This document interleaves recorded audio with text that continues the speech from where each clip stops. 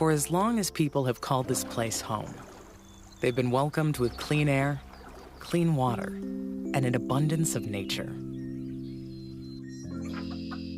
As time went on, people saw the need to balance how we build cities with how we protect farms and forests. That's why across Greater Portland, in 24 cities and 3 counties, there's one metro government that brings us all together to maintain that vital balance, to provide services across cities and counties, to create a better future together. Hello, we're Metro. We plan for housing, jobs, and safe transportation. We protect land, air, and water by managing garbage and recycling. We support arts and culture by overseeing local venues to keep the economy growing. And we connect people to nature across 17,000 acres of parks and trails and at the Oregon Zoo. Metro is all of us working together, connecting how we live today with how we plan for the future. Hello, we're Metro, and so are you.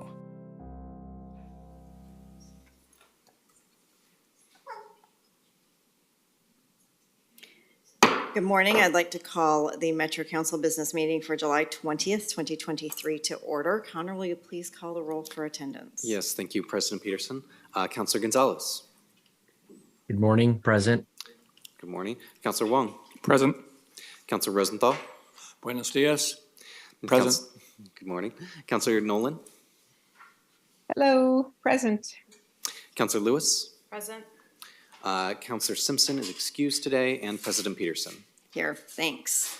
But before we begin our agenda items, Connor, will you please have play the safety video for our in-person attendees? I'm Mike Reese, and I'm the Dive Safety Officer here at the Oregon Zoo. And safety is a big part of my job.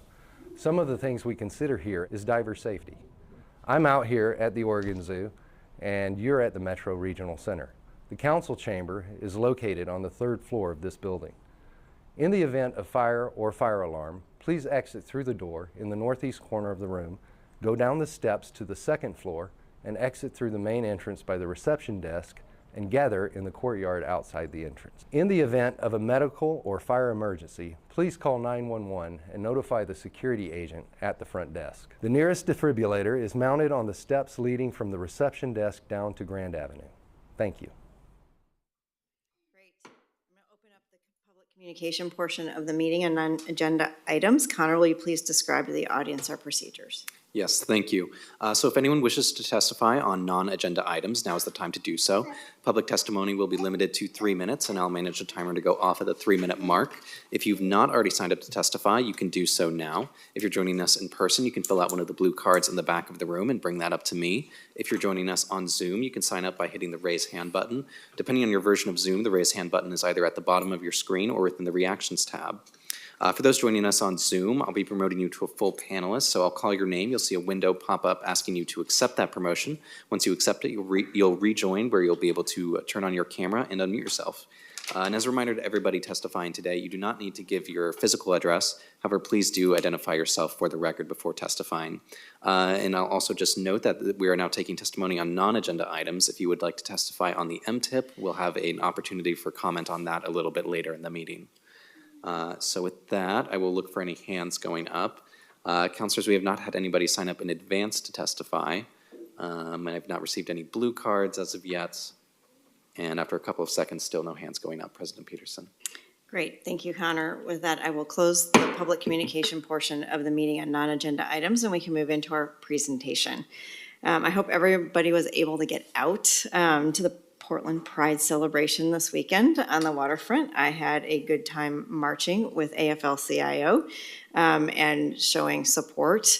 Over the past several years, Metro has been focused on the need to address transphobia and Metro's equity work. And in 2020, Council formally passed a June Pride Month proclamation. And then in 2021, we adopted Metro's gender inclusion policy, which provides clear directive for the development of employee guidelines, resources, and educational opportunities aimed at fostering transgender inclusive workplaces. As Pride Month 2023 comes to a close already, The staff presentation will spotlight the achievements of Metro's Transgender Non-Binary Initiative and the efforts of Metro's Pride Employee Resource Group, and highlight the ongoing need to center this work given the increasingly transphobic political climate across our region and the United States. I'm going to send it over to Marisa Madrigal, our COO, to start the conversation. Peterson, and good morning, counselors and public. Come on up, team.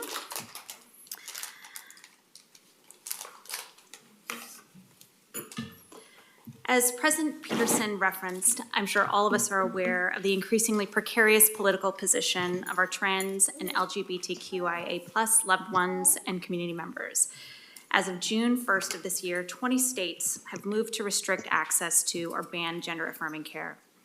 According to a report published by the Williams Institute in March of this year, 146,300 transgender youth have lost or are at risk of losing access to gender-affirming care, and the ACLU is currently tracking 491 anti-LGBTQ bills in legislatures across the United States. These bills range from attempts to restrict access to gender-affirming care or public restrooms, to restricting access to information about LGBTQ issues and people, to attempting to control personal gender and artistic expression with bans on drag performances. In light of this particularly difficult political climate, I'm here to affirm not just my continued support and Metro's continued support of our trans and LGBTQIA+ employees and community members, but our action. Over the past few years, with help from our trans employees and the Pride ERG, Metro has started to transform our policies to actively ally with our LGBTQIA+ staff and community members. As the COO of Metro, I am committed to continuing to center the voices of our trans and LGBTQIA+ employees, to protecting their rights to safety and personal expression, and to actively creating a community where they can be their true, authentic selves without fear. We are extremely lucky to have courageous and committed staff members, including those presenting today, who have helped us craft the gender inclusion policy and who continue to help drive the ongoing work. I look forward to helping them carry this work forward in the future. I will now hand the mic to our incredible DEI Director, Sabrina Owens-Wilson, to introduce our presentation for today. Great. Thank you, Marisa. Good morning, Metro Council President, Metro Councilors. I am Sabrina Owens-Wilson. I use she, her pronouns, and I serve as Metro's DEI Director. I'm joined today by Dr. Russ Sanchez, Employee Communications Coordinator in the Office of the COO, and SB Collins, RID Patrol Program Planning and Engagement Specialist, and Senior Solid Waste Planner from Waste Prevention and Environmental Services. Next slide, please. As you know, Metro adopted its first comprehensive employee policy on gender equity in the workplace, the Gender Inclusion Policy, in March of 2021. This policy breaks new ground for Metro, not only as our first policy to center the needs and experiences of transgender staff, but for the unprecedented role staff as stakeholders played in its development, including members of the DEI department and those presenting today. While this isn't my first presentation to Council, this is my first presentation as DEI Director. As you know, when you step into a leadership role, there's great power and responsibility in what you use your voice for.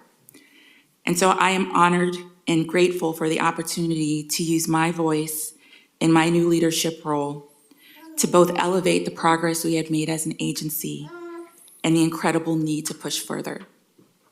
Transgender people, after all, are from all different backgrounds.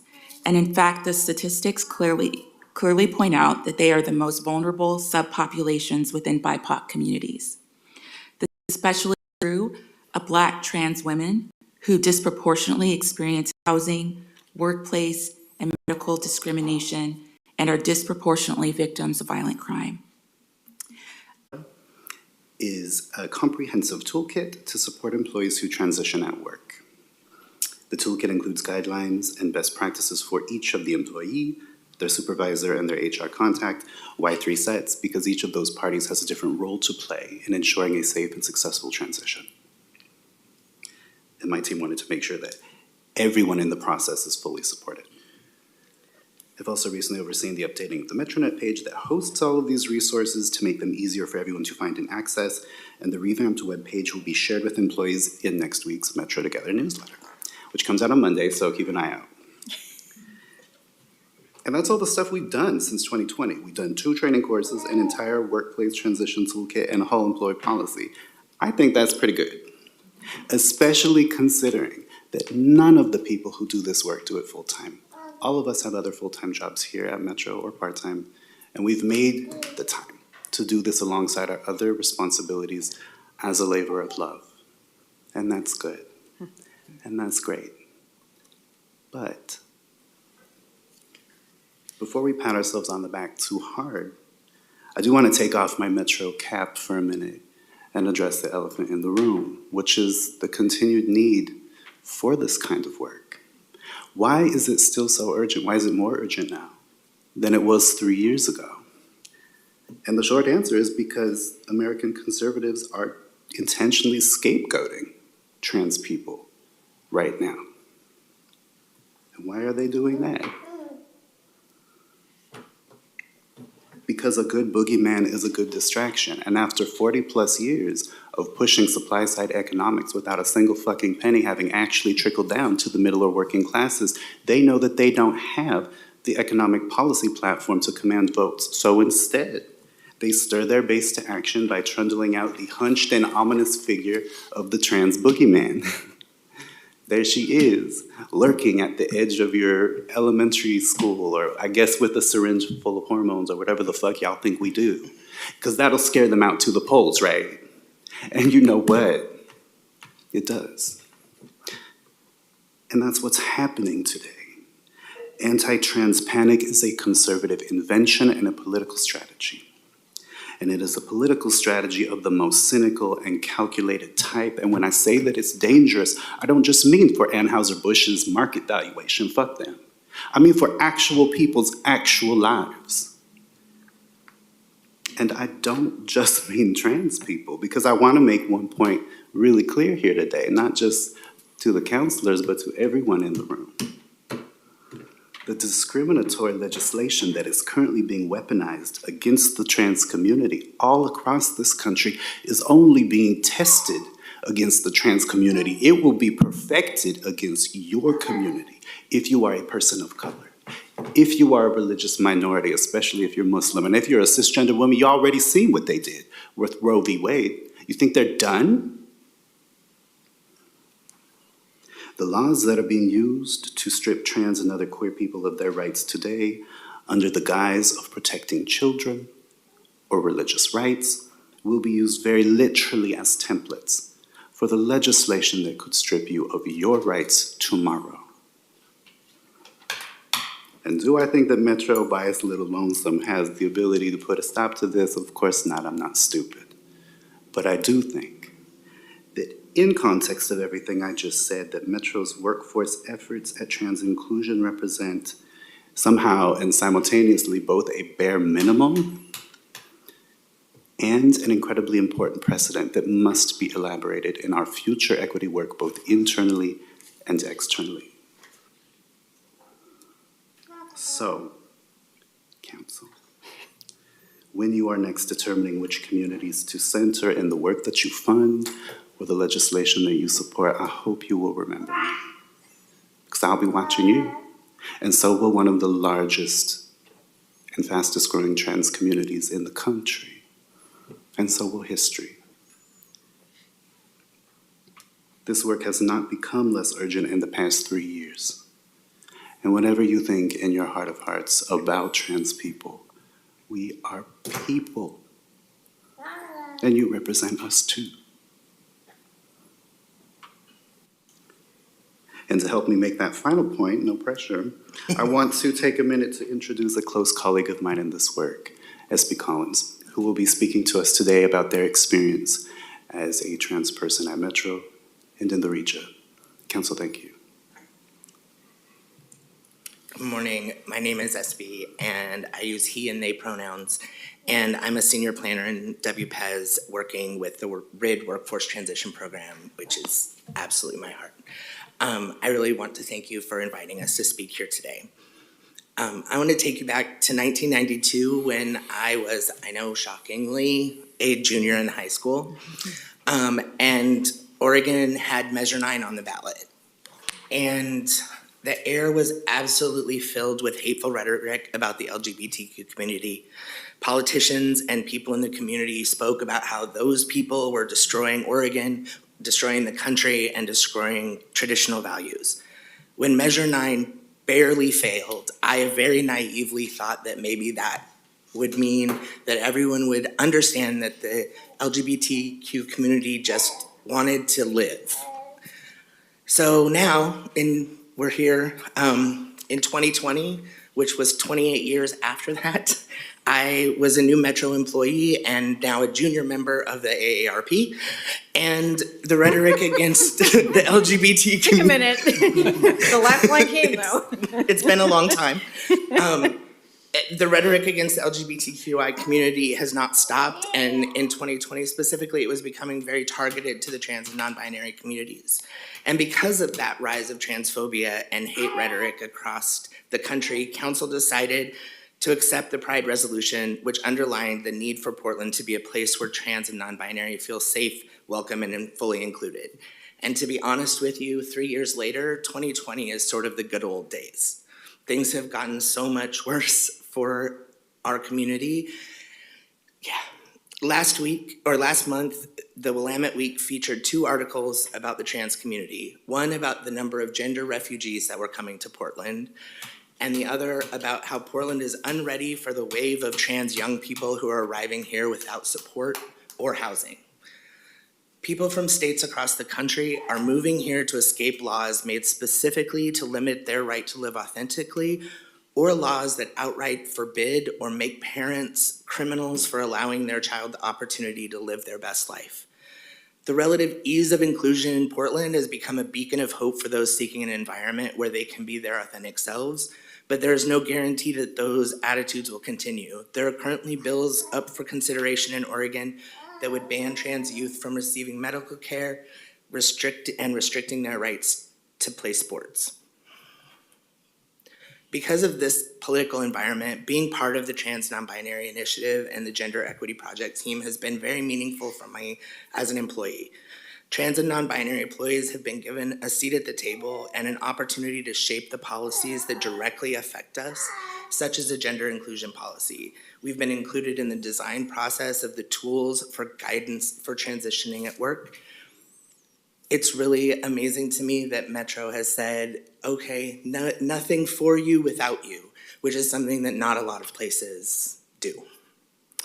These programs are important because they empower the individuals working at Metro to navigate transitioning process with the understanding support from their colleagues and supervisors. But the one activity that stands closest to my heart is the development and facilitation of the Trans 101 training for managers and staff. Often in these training sessions, they're delivered by someone that the audience has absolutely no connection to. They're distant, they don't know the person. But during this training, we, the trans, non-binary employees and allies, we were the ones that were teaching them. We were using our power of personal connection and understanding to make the training more meaningful for Metro staff. I firmly believe when a stranger tells you about oppression, it's very easy to dislocate yourself from that. But when SB, who you've seen in meetings, and you've seen my dog on Dogs of Metro, it's really hard for you to hear what I have to say and dismiss it because you know me, and it's all of a sudden a connection to the actual trans community and how we're being treated in the world right now. I urge all of you at this time to continue supporting the efforts to create more safe and inclusive spaces for the trans and non-binary community and employees. Let's remember the words of your 2020 council resolution and work towards ensuring that our transgender and non-binary community is safe, welcome, and fully included within all of the spaces of our region. Thank you. Wow, thank you, all of you, all three of you, for not only the work, but sharing today. I'm going to take the moment just to say thank you for being so open and honest. And I took all of the language, which I use in my daily life, to express similar feelings, as not personal, but just the frustration that y'all are feeling. So I just want to say that normally I would want to make sure that we weren't offending anybody, but I want to make sure that you know that your frustration is heard. Just take this moment to say that I think that this helps this open conversation. Hopefully we are continuing to increase, and all of our employees feel like there's a place to have a safe conversation about difficult things. And I hope that that just continues to increase. And I know with our leadership, we are certainly encouraging that and see that just within the conversations that we have about how these things are proceeding. So I hope that that's moving forward. Our job in the region is to make sure the entire region is a safe place, not just headquarters or the transfer station or a workplace for parks, right? We want to make sure that the entire region feels like a safe place in the entire state. And I think that this council knows, and we've talked a lot about this, we have our authority, which is this weird mix of garbage to housing and parks to the venues, right? But we also have our influence. And I think all of us, including yourselves and our leaderships, that have used that influence to try and raise that voice up and give you that opportunity. So I just want to say thank you again for sharing, because I know it takes I don't want to say courage, but it takes all of us to give that space so that there's a comfortableness about moving forward and seeing the progress, acknowledging that it's not enough, and keep moving. So I think when we think about moving forward, there's probably a couple things that we can talk about in terms of moving Metro forward. And one of those is applying a transgender inclusive lens on all the work we do at Metro.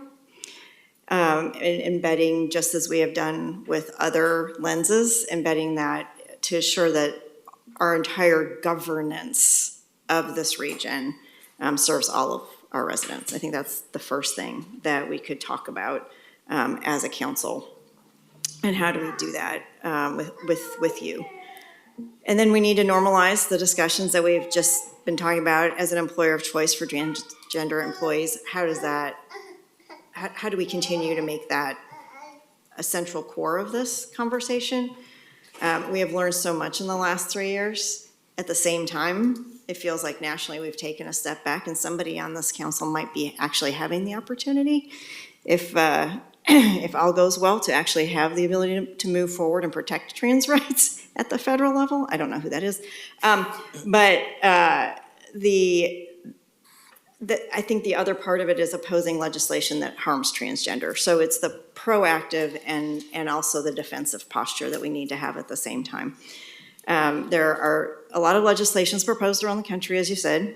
And if there's anything at the state level, I know that this council would want to see those values reflected and are making sure that they don't get through and being able to defend those rights. So I think that is where I would start the conversation, and I don't know if councilors have anything else to add.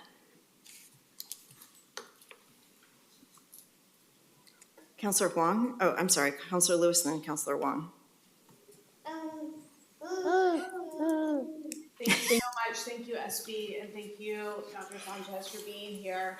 I know what it's like to have to face this way, and if you don't have eyes on the back of your head, I want you to know you were speaking your truth and your power with a room full of support and love behind you. Lots of heads nodding, some tears, some smiles, and a laugh. So your stories are unique and yours and personal, and thank you for sharing them in such a public forum. But thank you also for your leadership in being there in support of other employees and folks in the community who need your ear, your wisdom, your shoulder.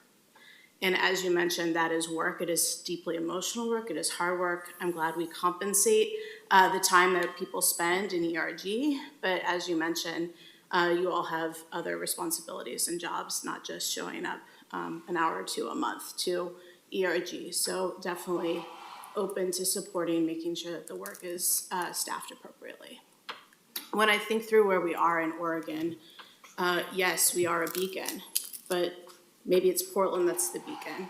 All you have to do is look in the newspaper 2 weeks ago in Newport. We are not what we think we are. We have work to do. And sometimes that means being in closed forums, in closed rooms that not everybody is in, and calling it out. And that is where I look to my colleagues and where I look to directors and senior level staff in our agency to make sure that we have the bravery and the backing so that if it needs a call out moment, we can do it. And I do believe with my colleagues and particularly the leadership of our COO, we have that kind of apparatus in place, but we need to make sure that as we are leaders in the region, we're demanding that of our colleagues at the local, municipal, county level as well. Oregon City held its first ever Pride this year. It was a little bit of a fit in the start. They didn't quite have the dates lined up. They didn't quite have, the big celebratory moment they wanted because of fire marshal capacity. But that's a good thing, particularly given where Oregon City was just when I took office 5 years ago. So when people come to Portland, it might be a beacon. They may not end up in Portland, they may end up in other parts of the region. That's why things like Oregon City Pride matter. They may also come to work at places like Metro. And it's not only about making sure that our transgender employees are supported, but families of transgender kids, non-binary kids, and other non-traditional families that need extra support and a policy that is family-friendly workplace. Those are policies that are vitally important to each other, and I'm so here for it. So thank you for helping bring these important issues to light, for your work thus far, and for asking us to do more, particularly to resource the work. So I'm a yes on everything we need to do going forward.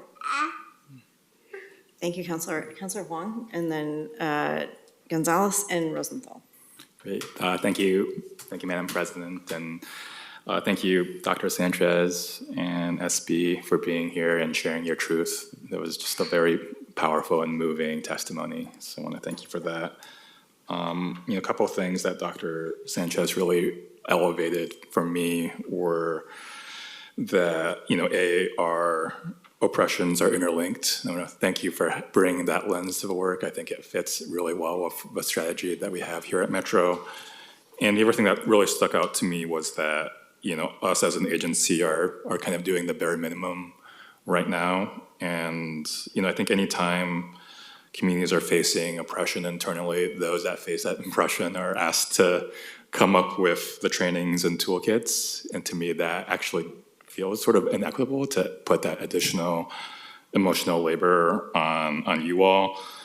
And I'm not sure if it's compensated or not, but that's just something that stuck out, that, we've asked you to undertake these additional responsibilities. So I'm hoping maybe our DEI department or COO can help, respond to that and think about, had we brought in, outside consultants, we'd probably be paying them top dollar, but, we're asking our staff to, undertake that labor.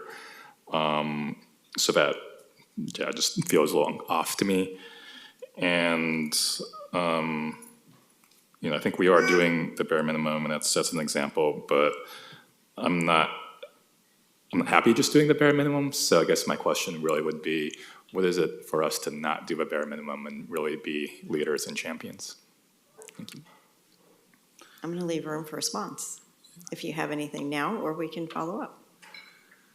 I think there's a lot of things that we could be doing. It's really heartening to me to hear you say, Council President, that we can throw our weight against any anti-trans legislation that comes up in the state legislature. I don't know if we also have the ability to do that at the federal level, but I think that's something that's really important. And the other thing that I would mention is the other thing that you mentioned, which is that we need to make this lens, a sort of trans-inclusive lens, an explicit part of all of our equity work. I think that it is becoming closer to status quo with our internal equity work, and that's great, but that only benefits our workforce.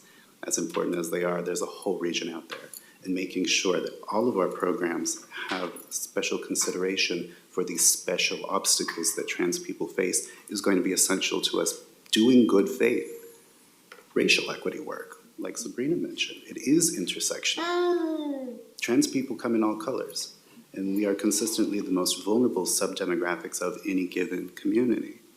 We need to recognize that, and I think that I'm hearing that you do recognize it. So the next thing is to make these things a part of the work that we do. Ditto? Ditto. Okay. Great, thank you. And Marisa, did you have any response? I appreciate, Councilor Wong, you bringing up compensation, and I'm going to look at Sabrina because I want to make sure that I'm not wrong when I say this. But we do provide in certain positions in our ERG leadership, as well as when we create special committees asking people to step outside of their normal positions and, enrich our work with their lived experience. We offer, I'm not sure if it's stipend or a premium. I think it's premium. Or one of the two. And so that is something that, we have recognized. I think that there's always improvement that we can make in that system to make sure that we are recognizing those things. We do also, make use of outside consultants and, regularly, whether it's working on these issues or others. But your point is well taken. I think it's something that we try to be sensitive to. Great. Thank you. Councilor Gonzalez and then Rosenthal.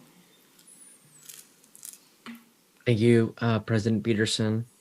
Just want to take a very quick moment to thank our presenters and the leaders at Metro, those that came to present today and those that aren't here today, that helped this agency prioritize initiatives around racial justice, equity, and I think what many of us see as basic human rights, and to just create an inclusive and welcoming place at Metro as a place of employment, but also with the values that we carry to kind of see out the vision for the region that we have. And I really appreciate that our agency leans in so heavily into what is right and recognizing that we can do more to oppose what is wrong. It's really infuriating how at the national level with these culture wars, exactly what Russ said about the boogeyman and the way that communities are targeted, demonized. It's just it's so infuriating. And whatever it is that I can do personally, that this council can do, I feel very confident that we will show up and we will do what is needed to continue advancing this work. I referenced a little bit the kind of the national picture, which I think we've talked about as this presentation was coming up to our docket. Victor and I were able to talk about how, for Victor, my policy advisor for the record, transgender and non-binary youth in Washington County, especially, there's a lot of disproportionate impacts with housing stability, with access to basic services, education, hunger, and how we see that popping up in the work out in our district as well. And so it's a very global national issue in terms of the kind of the culture criticism or culture war or whatever is happening in terms of this really huge divide that is happening in our country, but also the really hyper local impact that we feel every single day. But I'm speaking way longer than I thought I would, but I just to try and sum things up, one, I feel proud. Two, I know that there's so much more to do to oppose the I guess I would say evil forces out in the universe, out throughout Oregon and the country. And I think this is just like it's a mandate for us to do everything in our power to make this region the right place. And again, I want to really thank our presenters and the leaders within Metro that hold us accountable and ask us to do better, aspire to what we can and should be, and recognizing it's a process every single day to commit to this work. It's not just we pass a resolution, we're good. It's a active commitment every single day to learn. So thank you, President Peterson. Thank you, Counselor. Counselor Rosenthal. Thank you, Madam Chair. First, I want to thank Sabrina and SB and Dr. Sanchez for coming here and talking to us and presenting their views and their personal feelings about a very affecting issue. It's very important, and it affects me. I mean, it's something that I feel strongly about. So I want to thank them for both their work at Metro as well as for their work outside of Metro on the kinds of stuff that they're doing on this. And I want to say just that I think the analysis of Dr. Sanchez was spot on in the larger sense. I'm proud of the work that Metro has done, the bars that we've tried to set, realizing that there's more work to do and that we're doing this, and it's not in a vacuum, and that we have a whole world out there that is, or a large portion of the world in the United States that is trying to move in an opposite direction, and we have our work cut out for us. I am somewhat gratified by the fact that the small cities that I represent do not have a lot of pushback against this. They don't always quite understand exactly what we're trying to do, but they seem to, as Councilor Lewis pointed out, they are starting to adopt some of these things. They're starting to include DEI analysis. The city of Wilsonville, for example, has had a lot of work on DEI just recently, and they have a lot of series of seminars and are looking for speakers on various topics. Obviously, trans topic is an issue that they should be hearing about particularly. I don't think they quite realize how many youth are out there floating and how many youth are at risk, and so I think this is an important issue. So again, thank you for coming. Thank you for presenting.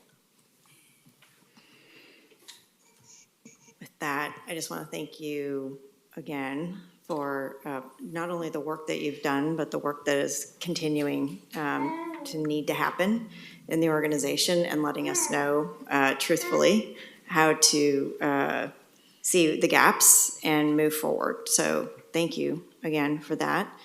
And as we close out, I think we all would agree we would like to continue the conversation and keep the reports coming on how things are going. And I think, for every one of us in the room, there is probably someone in our life, in our family, that we are working on behalf of, as well as the employees of Metro. There are a lot of folks that have a lot of stories and a lot of feelings and a lot of worries about our own family and our own friends.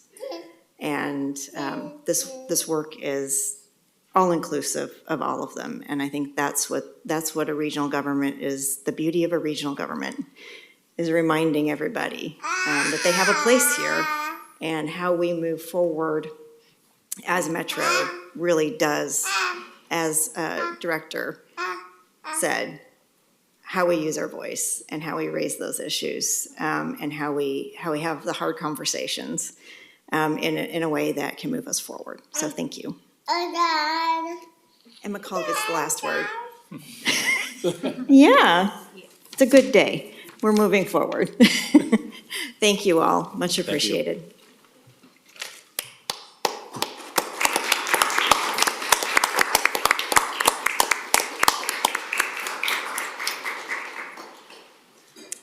All right. We will move on to, I'm not sure if this is a resolution or an ordinance. I'm going to look at our attorney.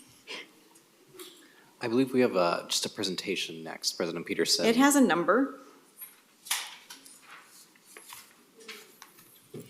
Well, it is not legislation.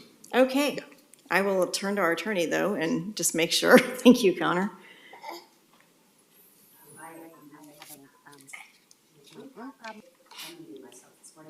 So Council President Peterson, thank you. I think our next agenda item is the audit presentation, and so there's no legislation that is as part of this presentation. Okay. Just wanting to make sure because it Thank you seems. for giving me the moment to fumble. No. As part of the documentation I have, it has a number, so I was very confused. So, all right.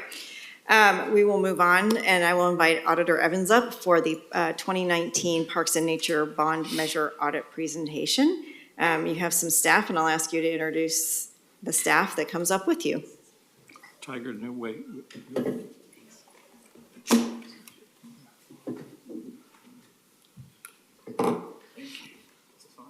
Can you hear me? Okay, great. Well, good morning, Council President Peterson and councilors. Appreciate the opportunity to brief you today on the 2019 Parks and Nature Bond Measure Audit that we completed in June. I'm joined today by David Beller and Mason Adkins, who are two senior management auditors who worked on this audit with me. They're here to answer any questions that I may get wrong because they know the nuts and bolts of everything. But I'm going to give you an overview of the results. And I think this presentation is a nice segue actually from the previous presentation to keep that continuous learning environment going for this organization and make sure we're not just staying at the words, but we're actually taking those words into action. So the purpose of this audit was to determine if Metro was prepared to increase access to nature as envisioned in the 2019 bond measure. And we had 4 objectives. The first objective was to summarize and define access based on the information that was used to develop the bond measure. The second was to determine the current state of access in Metro's land portfolio. The third was to determine if the bond was structured to increase access. And the fourth was to identify any opportunities that there might be available to increase access.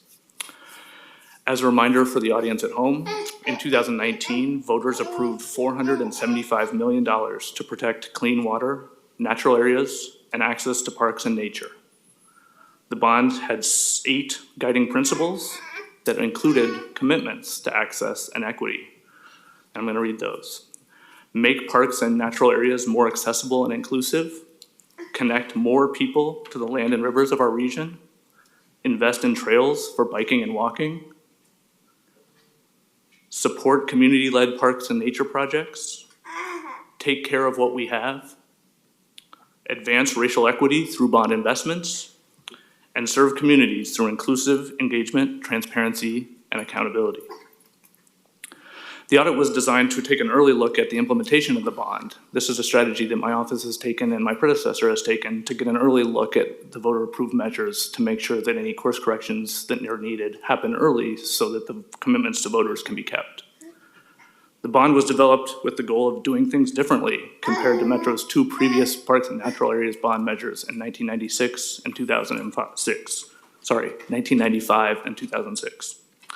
A major difference from the previous bonds was a focus on climate resiliency, community engagement, and racial equity. Those criteria were expected to be incorporated into the 6 bond measures and their respective projects. The audit found lack of clarity about what specific outcomes the bond sought to accomplish given access. Access was not defined and no specific goals were set. In addition to prioritizing access, Metro prioritized equitable access, and we couldn't find a definition of what Metro meant by equitable access either. Without a clear vision of success, employees in the Oversight Committee may not have clear direction about what strategies and activities should be prioritized. Even if there were clear definitions, the number of goals outlined in the bond may not result in the expected improvements without additional prioritization. The audit found that the volume of goals in the bond sought to affect could reduce effectiveness. For example, the average number of goals for each of the 6 programs was 47. So that's a lot of goals to try to hit. The large number of goals resulted in an underdeveloped performance measure system overall, and specifically for measuring equitable access. Developing performance measures for each program would provide direction to staff, Metro's partners, and the public to create a shared vision of what success should look like. Metro had success when it set specific measurable targets in the past. For example, in 2004, Metro committed to building 4 parks, and parks were opened in 2008, 2009, and 2010. Similarly, the agency had success meeting its goals for purchasing property to protect water and quality and habitat. These data-driven approaches have the potential to set good targets and then measure progress, and that's what we're hoping to see for this bond measure as well. Land purchased through previous bond measures presents an opportunity to increase public access. However, the audit found limitations to accessing some of this land. One barrier was that the land was oriented toward conservation. We found that only about 17% of acquisitions since 2006 were ranked as high for public access potential, which means that nearly 83% of the land purchases were rated as low or medium for access. Some of these sites may be more suitable now because they have gone through a period of restoration and stabilization after they were purchased. We also found barriers to getting to and experiencing some of Metro's own land. We did some travel time analysis, and it showed that some sites may not be easily accessible without a personal vehicle. We also visited 8 natural areas and found some obstacles to accessing these areas as well, including the information available online to know where they are, the amenities that were available when you got there, signage to know if you were on Metro land or private land, and maintenance of the entrances to those facilities. The bond's role in increasing access was mainly focused on funding partners rather than investing in increasing access on Metro's portfolio. Several of the bond programs had the potential to increase access, but only one was predominantly focused on creating new access. We found that 53% of bond funds were focused on internal Metro programs that were not primarily focused on new access. Local share and 3 grant programs could support access to varying degrees, but it will depend on what projects are selected for funding. Recent trends indicate that local governments may be moving away from new access projects to focus on deferred maintenance. For these reasons, Metro may need to prioritize public access on its own land to a higher degree than it has in the past. The audit identified some possible strategies to move that direction, including building new parks, taking alternative management practices, such as making natural areas more accessible, increasing investment in partner sites that are co-owned with another jurisdiction or entity, and potentially designing future bonds to focus explicitly on new access. The audit included 8 recommendations. The first grouping was to ensure that the bond delivers on its commitments, and we recommended that Parks and Nature should establish specific, measurable, and time-bound goals for the bond's expected effect on access and equitable access, collect data to measure performance, use that data to periodically evaluate the effectiveness of the bond strategies, and document how communities of color, indigenous communities, people with low incomes, and other historically marginalized communities were engaged in bond project planning and selection. The second group of recommendations focused on clarifying Metro's long-term vision for its own land. Updating the 2 in this group were updating the system plan to clarify how access and equitable access would be prioritized among the other habitat and conservation goals, and using the community feedback that was extensive for the 2019 bond to evaluate and update Parks and Nature's priorities around its activities and capital investment strategy. I want to thank the COO and Parks and Nature Director, as well as all the employees that assisted us during the audit. I also want to thank David and Mason, as well as Angela Owens in my office, who worked on this audit. And I'd be happy to answer any questions you may have, or we can wait until the management responds. Thank you, Auditor. We'll go to response, I believe. Thank you. Come on up. Thank you, President Peterson, Council. I want to thank Auditor Evans and the audit team for the engagement questions posed about the early work of the 2019 Parks and Nature Bond. I will turn it over to Director Blasher in a moment to talk about how the department is prepared to address the findings and follow-up actions that are being taken. But first, I wanted to take a moment to reflect on an important aspect of Metro's work, specifically the commitment our staff are working hard to carry out, commitments our staff are working hard to carry out within the framework of council guidance. Keeping our promises and building back better have been key tenets of the agency's work and are essential elements of the work of the 2019 Parks and Nature Bond. In the 2019 bond, we promised to do work differently by centering racial equity and meaningful community engagement, and those efforts have yielded important information. Community members from across the spectrum have consistently told us that building trust and developing relationships also may mean new ways of looking at information or challenging traditional notions of value and measurement. This audit points to some ways that progress and accomplishment can be measured that are incredibly important. And to maintain our commitments as an organization, management does not want to lose sight of community feedback that asks us to embrace complexity and not always focus on single measures of progress. Today, in a month where we have measured the highest average land and ocean temperatures ever recorded, my thoughts turn to the less recreational benefits of all our region's parks and natural areas, and how we must plan for a future in which our region's access to clean air, water, habitat for plants, people, and animals is facing an existential threat. The stakes have never been higher. The relationships we build and maintain with individuals and organizations that have previously not benefited or been disadvantaged by government decisions are vital to ensuring that everyone in our region has access to clean air, clean water, habitat value, and human enjoyment our parks and natural areas provide, inside and outside their boundaries.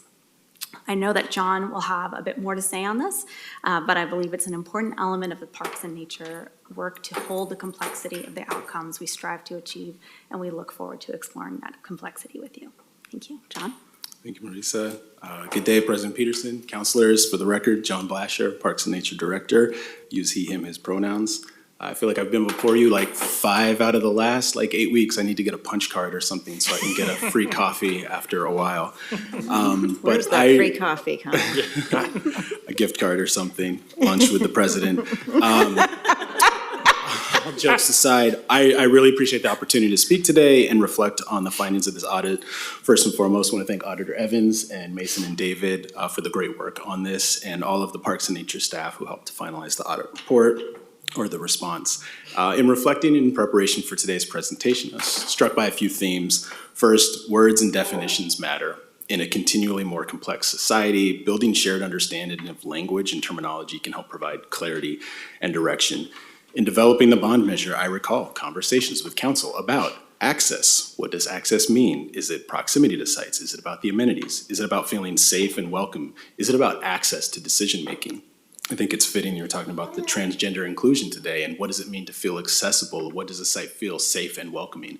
There's a lot there, and I think that we also talked about performance measures in developing this, and we evolved into articulating outcomes for the bond and really looking at that. This audit really helps to highlight that we still have some areas of focus that we can continue in clarifying and measuring the various definitions of access.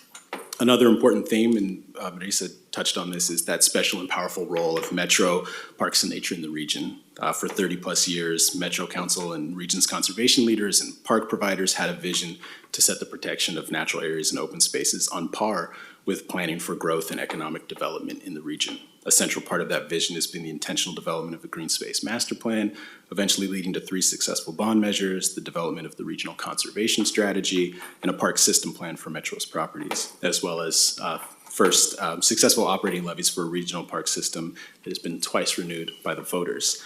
These plans and policy frameworks endorsed by partners across the region, approved by council, help to establish that clear vision of Metro Parks and Nature that upholds the words contained in the video that started today's meeting, framing the importance of the mission as clean air, clean water, and abundance of nature.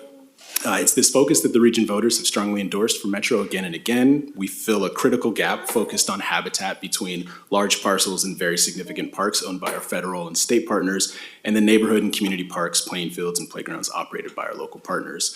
We have a role in supporting both ends of those spectrum, and indeed many of our bond funds do, and we focus in between. As we work to translate the will of the voters into tangible and transparent action, the finding from this audit helps the department identify gaps in understanding or process that we as a department can work to improve. That leads me to the next theme of commitment. Our legacy as an agency and department is one of learning, listening, and working to improve. I've had the privilege of helping to lead the department for 5+ years, and that work is not only personal, but reflects the dedication of hundreds of staff and partners and thousands of communities members to help achieve the goals of the department and agency.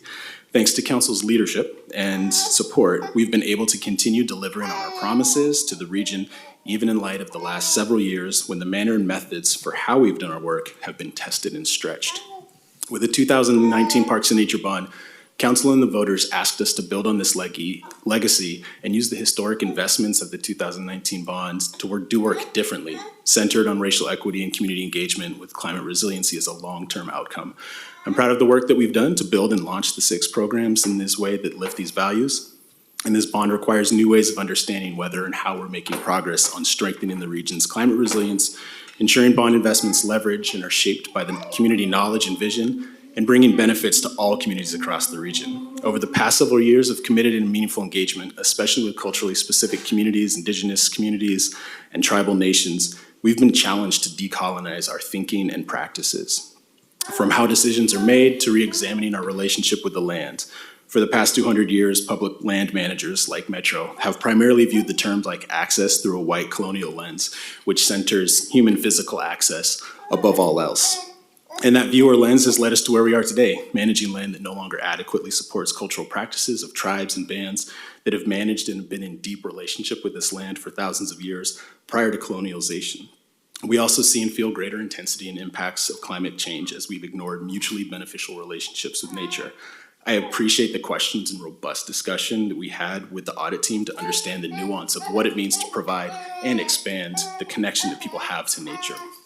We also appreciate Council's continued focus on proving and improving the impact of bond investments, looking broadly not only at parking lots, picnic tables, and trails, but also access to the benefits of nature that provided within their boundaries and without, such as clean air, cooler water, wildlife habitat, and community health and resilience. Again, this audit comes at the right time to help us find a better way of understanding that can be communicated and measured across the bond efforts.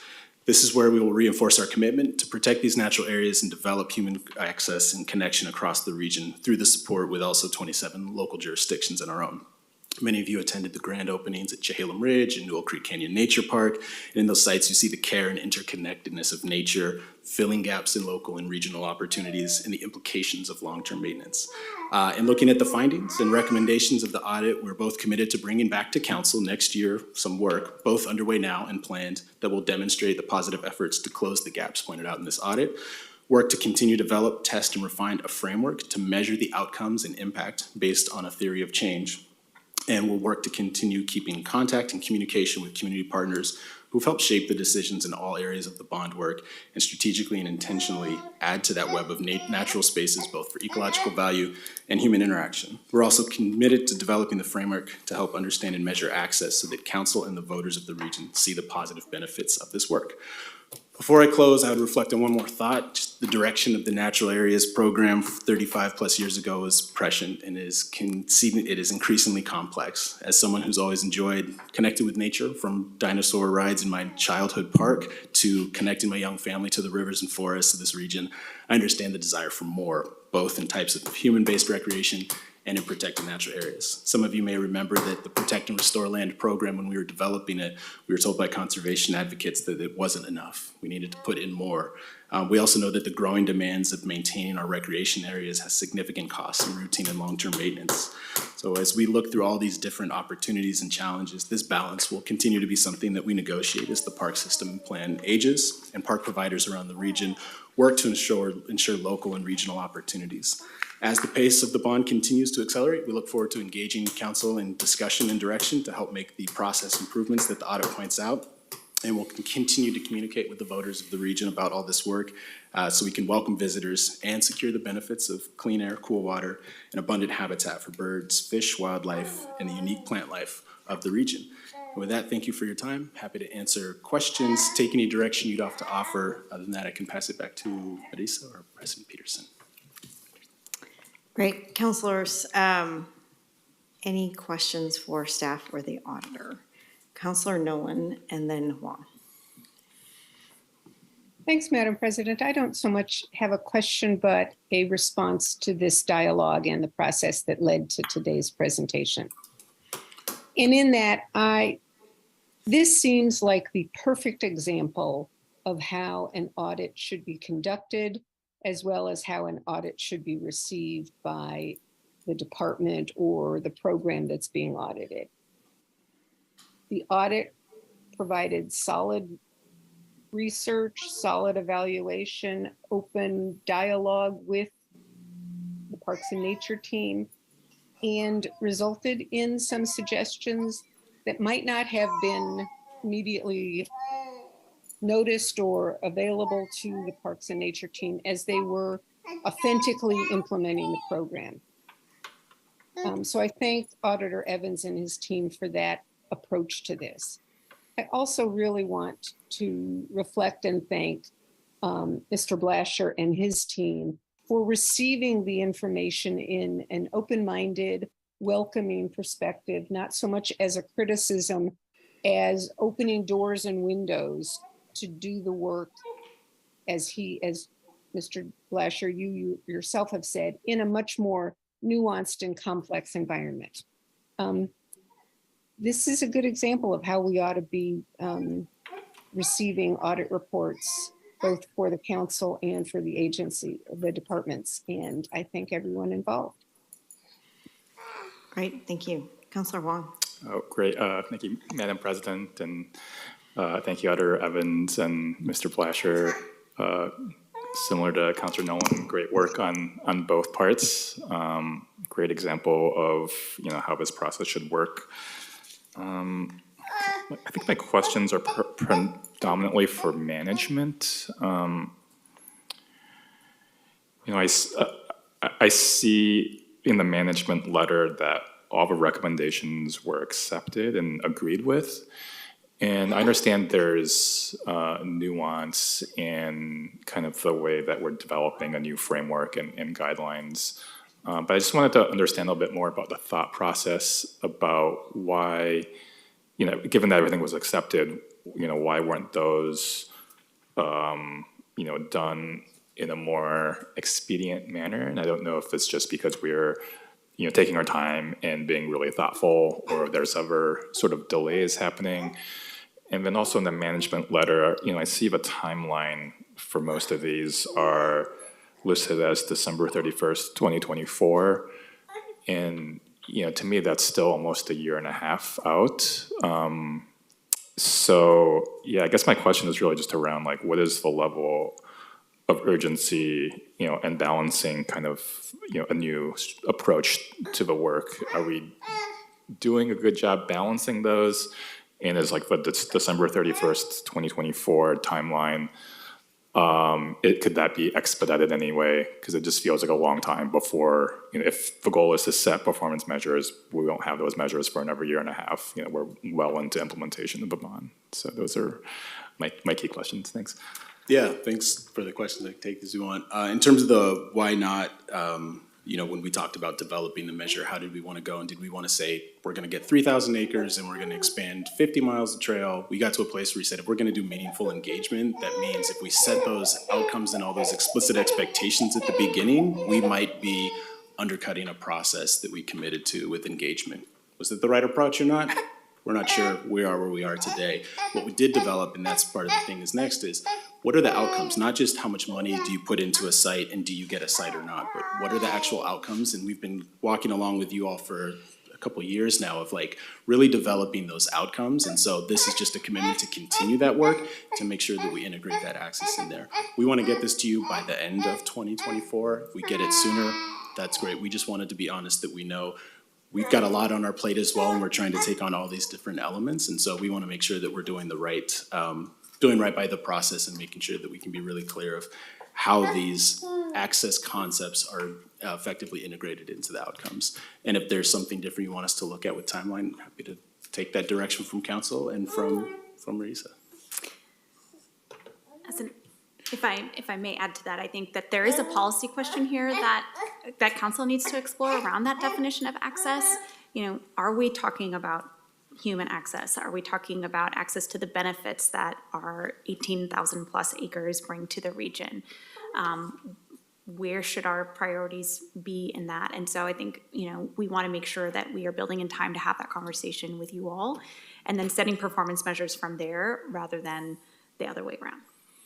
Great. And, I understand the voters passed this in 2019, and, 2024 seems like a really, it's almost 5 years before we have performance measures. So I would hope that we could, as a council, really lean into those policy questions to help expedite this. Thank you. Thank you, so noted. Counselor Rosenthal and then Lewis. Thank you, Madam Chair. I have a couple comments that will lead to a question, so you have to be a little bit patient here.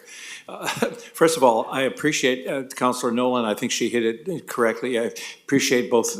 I agree with the findings of the audit. I think it's a very well-done audit, and I also agree that the Parks Department received it in an appropriate manner. I think part of the problem we realize is that there's two issues. One is we set very high goals when we did the bond. We had a lot. It's easy to put highfalutin, as they used to say, highfalutin words on a bond issue, and it sounds good. It's not as easy always within the constraints of the financial situation to satisfy all of them equally. And as has been pointed out many times, our purchase of lands, which cost money, is sometimes opportunistic. I'll take an example, as a purchase of some 19 acres out along the Tualatin River, which is in a canyon. It's not going to be easy to access, and we're not going to be able to make it something that people can access because it protects springs and some riparian zones. But you cannot take the opportunity to get that land, which protects water quality and habitat. And you have to take the opportunity when it's available, and you can't always then, and you have to restore it, and you can't always then have the money left to provide access, and maybe it's not even appropriate. So I appreciate the complexity of the situation, the complexity of doing this. I point out we have made some very strong commitments for access. For example, in the local share, a park, we gave the city of Tualatin parks that are directly across from one of the housing areas that we're also supporting through our housing bond, direct access, and the city is doing that. We also are we've allocated large funds to develop good access to Willamette Cove, which is something coming up. It's going to take a lot of resources and it's taking a lot of work.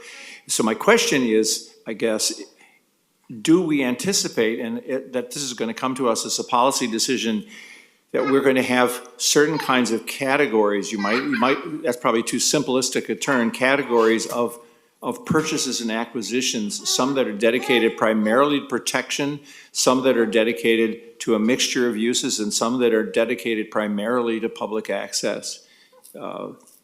So we don't seem to have had that kind of, shall we say, level criteria so far, but is that something that we might see in the future? And we say, this is, for example, we could purchase some springs, whether it's in East Portland at the, spring, feeding Crystal Springs. We could purchase some spring areas where we'd say we're not ever going to provide access there because it's a natural resource that has to be protected.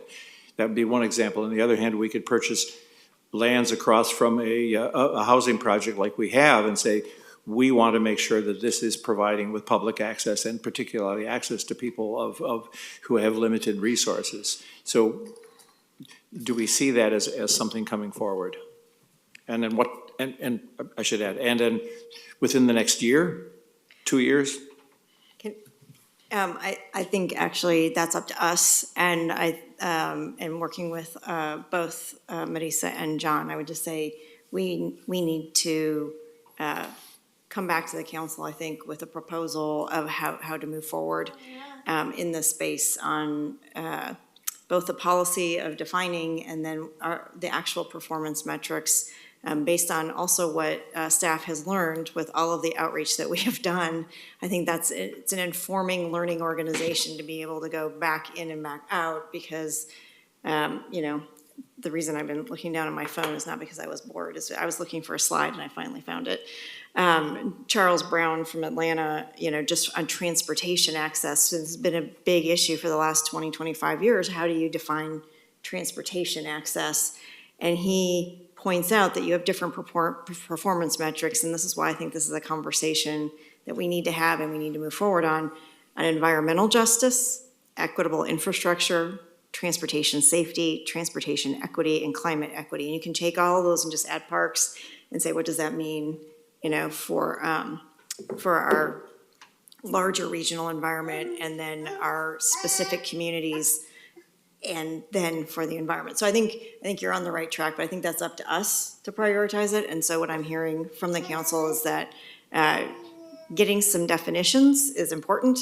That's a policy question, and learning from what we have already done, as well as re-engaging and the strategic goal setting that we're doing. I think all of this comes together to help us kind of define what it is we're trying to achieve. And it will be multiple, vague, and conflicting, and the auditor, I'm sorry, but it will be multiple, vague, and conflicting. And in our next audit, at least there'll be a conversation of the different types of goals that we're trying to hit, and we'll be able to define whether we're actually hitting them then, right? And I think that's the gap that we're trying to fill at this point, is how do we define it, how do we measure it, and how are we achieving it? And I think that's the kind of conversation we need to get in over the next couple months, so I appreciate it. Council President, if I may just add a note here to some of the questions that have been asked recently, is that there is a draft of the evaluation framework. It was supposed to be done at the beginning of this year. We were told that it would be done, and there was still in draft form when we concluded the audit. And so the idea that this is a policy question is a little bit misaligned with the actual work that's going on the ground. We've also pointed out these issues with the Nature and Neighborhoods program in the past, and noted that there was no defined definition of what the Nature and Neighborhoods program, even prior to this bond measure, was seeking to commit to. So these are not new issues. I think there is a genuine question about who is making the decisions in this space. And if the council wants to do that, then I hope they will do it publicly. And if they're gonna rely on staff, I would hope that you would set an expeditious timeline, because 5 years into a bond measure to define what you're trying to do with nearly $500 million is pretty hard for the public to take in. Well, I think we're getting to a level of specificity as we go along in the bond measure for hitting on some of these, what were big, broad defined, down to specificity over time to the next bond measure. I mean, so I think you're seeing a positive reaction here. I just meant with the work that is ongoing, it is now time for it to come to the council. So that's what I was trying to get at. Councilor Lewis? It's ingrained in me. I want to hit that microphone. I know. So I think from Willamette Falls to Willamette Cove, we have big generational projects that we're investing deeply in, not only resourcing for making up from the industrial history of the site, the colonial history of the site, but also the lack of community engagement in previous planning efforts. And that's hard. It takes time, and I want to commend staff who have actually been patient with council as we've asked you to do more than had been initially planned for. And I think that the level of community engagement in each of these buckets or in each of these projects really reflects community getting to drive what access means. And the opportunity to put our foot on the gas pedal for taking care of what we have, I think has been called out loud and clear, and I absolutely think that that's a project and scope of work that needs doing more expeditiously. But I also think in some of the other areas here, the challenge that we've put forward to voters in the region is you're walking this path with us, and please engage with us. In fact, please, in some instances, tell us exactly where and how to spend this money. And I think we're making good on that promise. And the opportunity to really, put it out there for voters, what's happening. We do that through our oversight. We do that through an annual report. And I'm relatively pleased with that progress to date. The place where I do have a question for the audit team is in coming to this measure early on in its development. Do you think you hit the right year? Would you have preferred to have done it a year earlier? Would you have preferred to wait a year? Because I'm hearing that it's kind of a standard battery of questions that you want to be asking of new measures when they come online. And I just am wondering if we hit the mark or if we should have been doing this a year earlier or later. Yeah, thank you for the question, Councilor Lewis. I think this is one where, as an audit team, we think, and me as the auditor, selecting the audit schedule and talking to you all as well as department directors every year to inform what the audit schedule looks like, probably heavily influenced by the global pandemic and recognizing that this measure was passed, less than 6 months before pretty much the world was turned upside down. So We have also received a lot of communication, and a lot is not a lot by probably your standards, but for folks that pay attention to audits, a lot in my office, and about the timing and a fair amount of pressure to focus on why isn't Metro moving faster? And rather than focus on that question, we thought that it was appropriate to put it in context and think about the pandemic and how disruptive that is. And coming out of the pandemic and thinking about a draft framework for evaluation, it's really hard, I think, for somebody who's in the objective opinion to try to figure out what the voters are getting for this money, and thinking about the question of what could I see in Metro's public reports that would give me assurance that my support of Metro's ballot measures is being delivered as I would expect.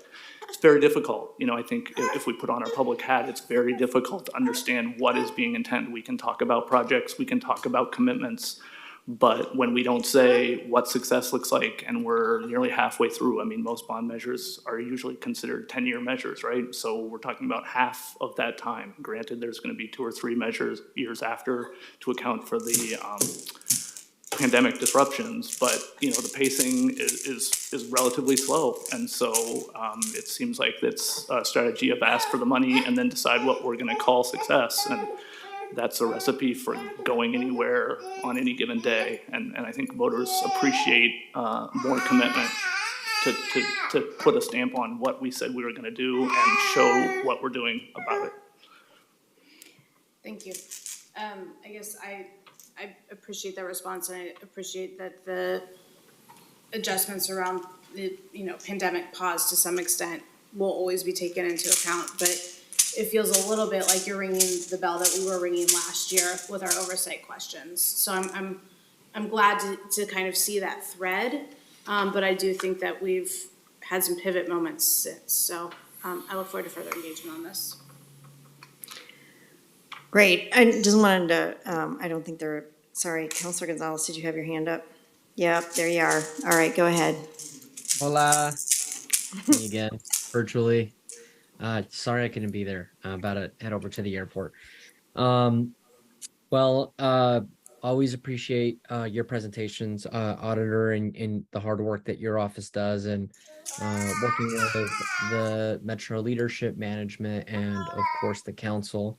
I've definitely reviewed the documents that have been made available to us, ahead of time, and I think in general, taking away the strands of continuous improvement is what I'm going to lean into. And I think we can all kind of agree and commit to that. Don't want to repeat anything that has already been shared to the nth degree per se. But I think if there's one of the things that I kind of want to call out a little bit, that I feel like in the report there was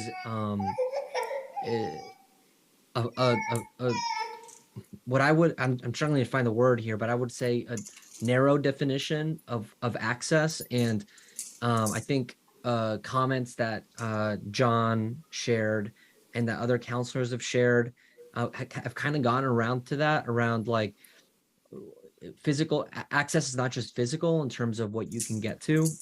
And I also think that, voters understand that, there's different kinds of the conservation in terms of access and the low, medium, high and all that. But I'm wary of setting particular goals around, given the history of the measure and the program, the scientific investments, all that made into conservation, the shortcoming, the limitations of the levy and operations to necessarily focus specifically on what I see as, again, a narrow definition of access. So I would love for us as we move forward on this to look at it in that kind of that holistic prism of the work that and the interpretation of access as it is seen, whether it's through budgeting, decision making, prioritization, you name it. Aside from that, I think on the metrics, on transparency and communication, I think there are always things that government can do to do more, but I do also want to acknowledge that from what I've seen, the Parks Department has done some good work. Particularly, I'm wondering, and just to kind of wrap up here with my question, the recent cycle of community choice grants that is currently going underway and that the Metro Parks team is leading. Was that example within the window of this examination and this audit, or did it close and then that kind of began? If you could share a little bit about how that might fit into these recommendations. Is that on the right track, or do you think that that's kind of separate to the work that you're leaning into? And again, thank you. And, in the spirit of collaboration and making this agency great, thanks for accepting my comments. Thanks, Councilor Gonzalez. Yeah, I'll try to address both of your points. I'm looking at the screen as if you can see me, so sorry, it's a little bit weird. I'll try to look at the camera. I think on the first question, just about the definitions, we were really intentional and spent a long time, I think the audit team can attest to this, of trying to anchor our definition in the community engagement work, summary reports, things both pre and post the bond passage. What community members were saying. And what that means to us is trying to meet the public where they said they were at with the question of access. We developed a conceptual framework basically in 3 buckets. One, how do you get to these sites? That's one aspect of access. How do you experience the sites when you're there? So that's more about the physical feel, amenities, how welcoming you feel, any number of different things that would make you more or less likely to engage with Metro's Parks and Nature land portfolio. And then the third, which I think Director Blasher and maybe your comments are speaking to, is around kind of what are the personal benefits that you get by being in nature, whether they're from being there on site or whether it's the clean water that comes out of your tap because of Bull Run, or habitat, tree cover, things like that that you might not personally benefit or that everybody personally benefits from, but are really hard to quantify. And I think we completely agree that it's a very difficult thing to measure, but I know that this agency has done very hard things in the past with habitat conservation. And I think this is a call to action to develop that same level of diligence and expertise to lead the region around what access looks like and how we help the region collectively move towards that definition. And so I don't think we're acting for perfection. We're just asking for steps to keep the commitment going in the real world. On your second question around scope, we saw a lot of announcements about funding decisions as we were wrapping up this audit. And so we did not have those in our scope. So we ended where we could. We wanted to, do our work expeditiously. Audits are not simple processes. They take time. We try to be open to hearing information up to the last minute so that we can adjust our report and be as accurate as possible. But there has been a lot of announcements of funding decisions since the audit report was shared with management. Those include announcements around the large-scale community visions, and some of the grant programs that have been rolled out and decision-making that have been publicized in the last couple months. So the answer is no, we did not include those in our scope. All right, thanks, Auditor. I appreciate your thorough and detailed answer. Thank you. Well, and wrapping up, I guess I would just want to say thank you to the auditor and thank you to management. I think that this definitional issue needs to be addressed. We need to work on it. There's performance metrics to create around it.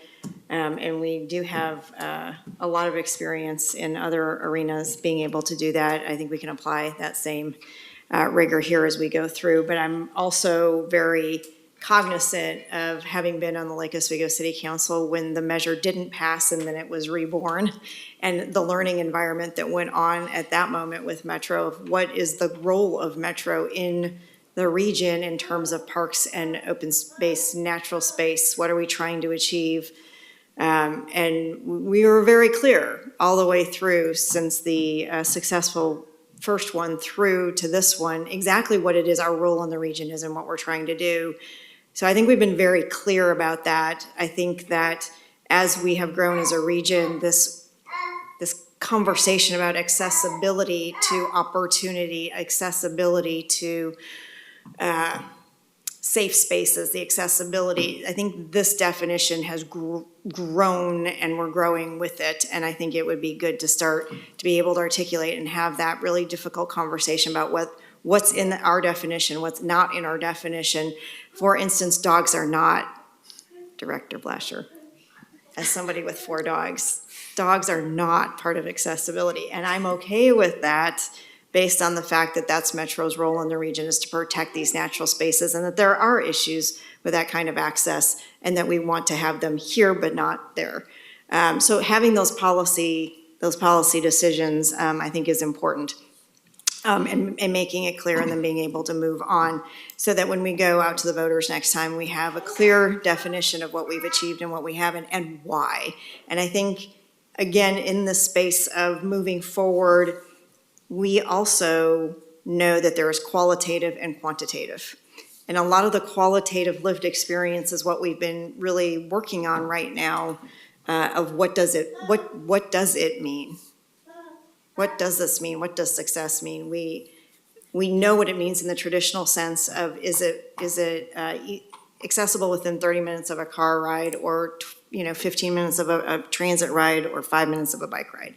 We know how to do that, but we haven't been able to really be able to define what it means in terms of lived experience. So I think all of these things are going to play into the next conversation, and I think what we hear from the council and from leadership is that we need to have some eyes on that framework and have a conversation, a work session around the framework, and then specifically around getting to a definition of accessibility that will be, I'm sure, highly debated. But we do need to have it, and we will move forward. And I think I'll turn it over to Melissa for next steps.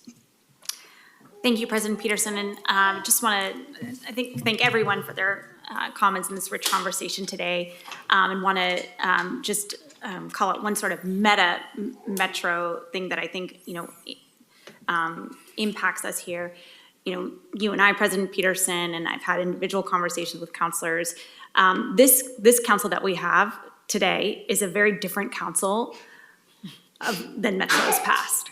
And as an organization, we're shifting, and to the auditor's comment about who's making decisions where, I think we are examining what level of policy decisions need to come to the council for consideration and debate.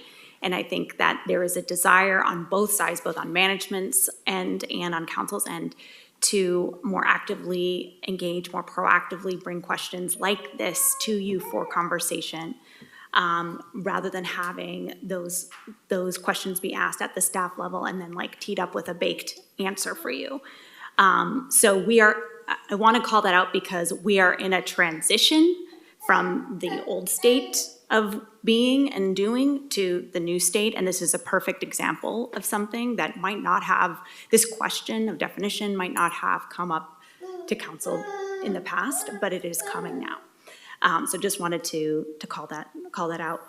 And then I think, next steps, we have some outlined in our management letter, but we do want to, schedule time to structure and have a conversation with you about these definitions, and then follow that up with performance measures. Thank you. Great. Seeing no hands raised here or online.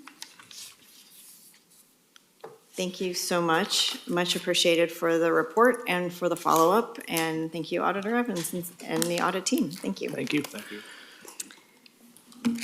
All right. We are moving forward with resolution next. With resolution number 23-5335 for the purpose of adopting the 2024-2027 Metropolitan Transportation Improvement Program, or MTIP. Councilors, as you recall, we last discussed the draft MTIP at our April 20th meeting, but we have been working on our next MTIP since the summer of 2020. Throughout this 3-year process, we have engaged as Metro Council and through JPACT. I would like to thank everyone, including staff, councilors, our regional partners, and stakeholders for their work in the development of the next MTIP. Without an effective MTIP, our local and regional partners cannot expend federal surface transportation funding, and we can't keep the region moving forward. With that, we have Ted and Grace here to help us with this presentation. Thank you. Great. Thank you, Council President Peterson and members of the council. I'm just going to introduce myself, Ted Liebold, Planning Manager in the what's the name of our section? Resource Development section. And I'm just here to introduce Grace, who's going to do our presentation today. So Grace Cho is a senior planner in our section. Thank you. Thank you, Metro Council President Peterson and members of the Metro Council. Again, thank you for allowing me to present an overview of the 2024 through 2027 Metropolitan Transportation Improvement Program. And at the end of my presentation, I'll be requesting a council action. So next slide, please. To begin, a brief refresher on the Metropolitan Transportation Improvement Program, which I will refer to as the MTIP for short throughout the remainder of the presentation. Next slide, please. The MTIP is a multifunctional document which includes a list of regionally significant transportation projects and programs in the Portland metro area, which are scheduled to receive funding during federal fiscal years 2024 through 2027. That list of transportation projects and programs is a reflection, or essentially a reflection of an exercise to select the near-term transportation investments to advance the goals and vision outlined in our regional transportation plan. Beyond just the list, there is a corresponding report component which outlines how the development of the MTIP and that list of regionally significant projects complies with federal regulations. And then lastly, the MTIP outlines the administrative procedures for modifying that list of regionally significant transportation projects and programs once it becomes effective. As President Peterson noted, the MTIP is, its significance is really that we must have an effective MTIP at all times in order for the region to be able to be eligible to access, expend federal transportation dollars. Next slide. So how did we get to this specific 2024 through 2027 MTIP? Next slide, please. Since the summer of 2020 through today, TPAC, JPAC, and the Metro Council have been engaged by Metro, ODOT, and transit agency staff on the allocation of federal transportation funds to different projects and programs, and that engagement has been conducted in varying capacities. This slide outlines a few of those activities which TPAC, JPAC, and the Metro Council have heard throughout or participated in during that 3-year period. Just a couple to note, that includes the 2025 through 2027 Regional Flexible Fund allocation. There have been presentations by the transit agencies annually about their budget process and ultimately their programming of projects, as well as presentations by ODOT staff on their various funding allocation programs. Next slide, please. So those 3 years of deliberation and decisions have culminated in what we're calling the adoption draft of the 2024 through 2027 MTIP we have before you today. Next slide, please. In total, the adoption draft represents a little over $1.3 billion of transportation investments spread over 130 transportation projects and programs.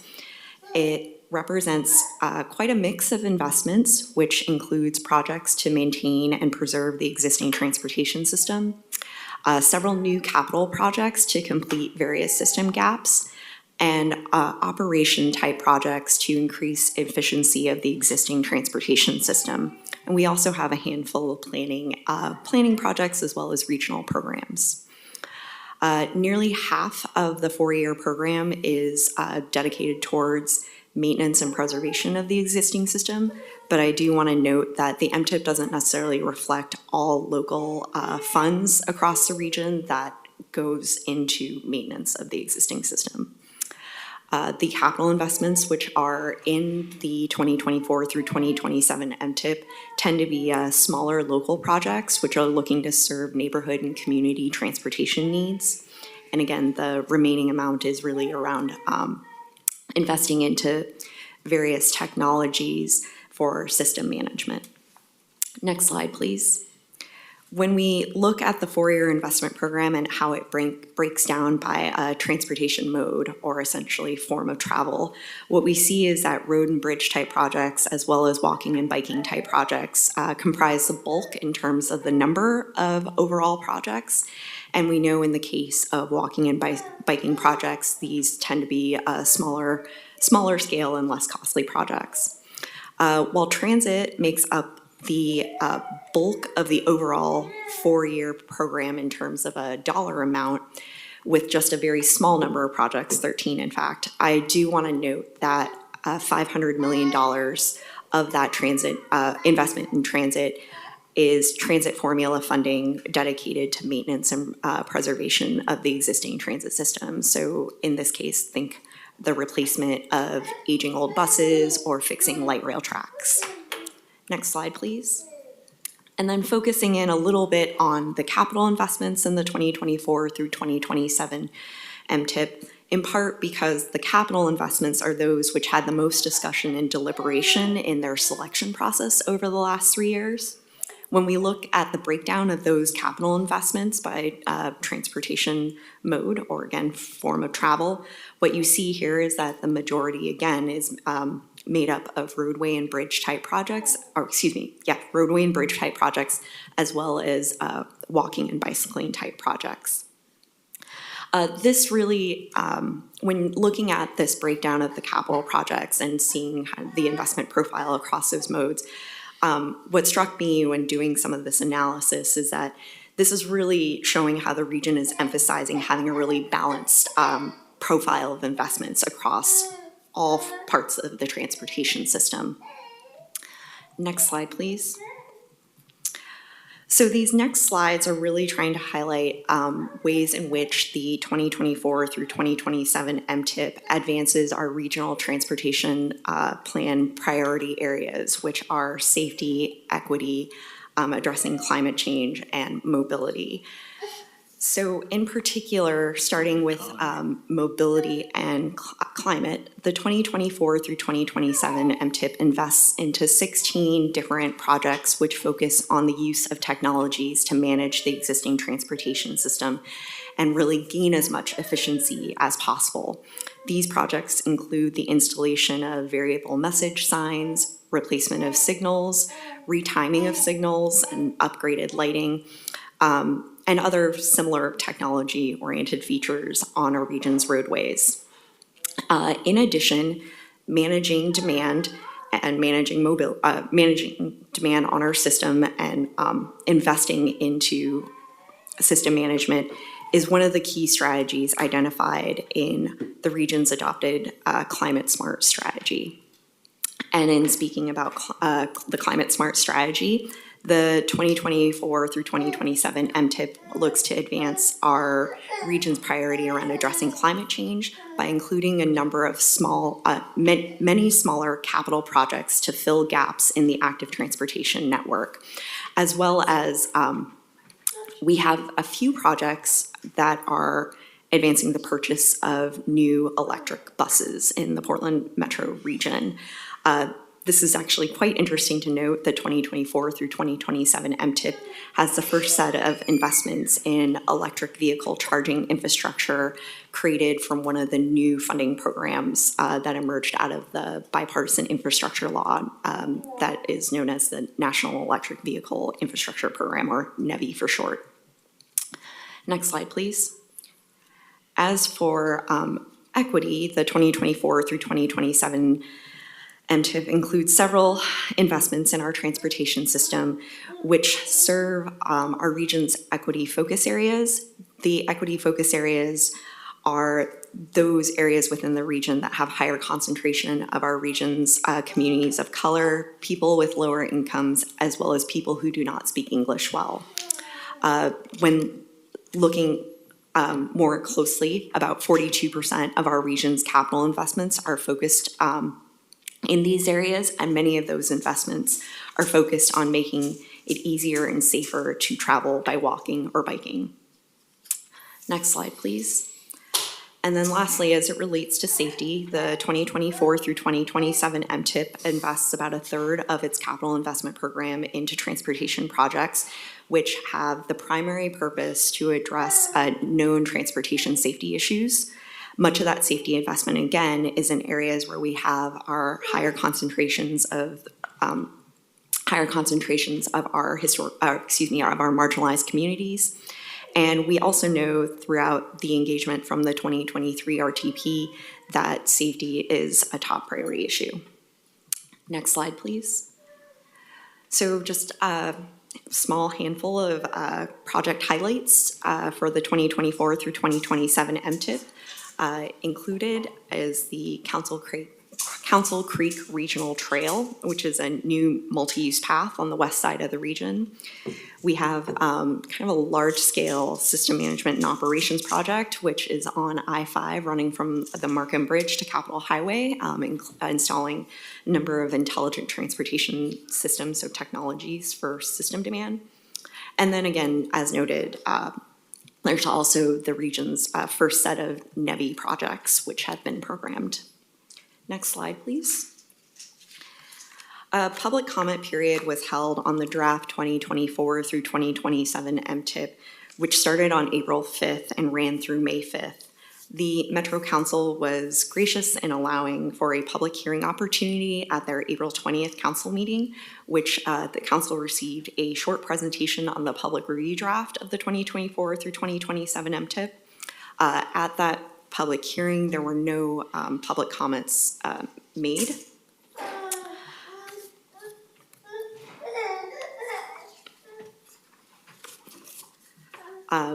So in reporting back on what we heard during that public comment period, we received a total of 18 comments through our online survey. From staff's perspective, this was quite a bit less in general, 18 comments. This was quite a bit less in terms of the number of comments that we've received on our MTIP in the last two previous cycles, which typically received more in the 100 to 200 number of comments.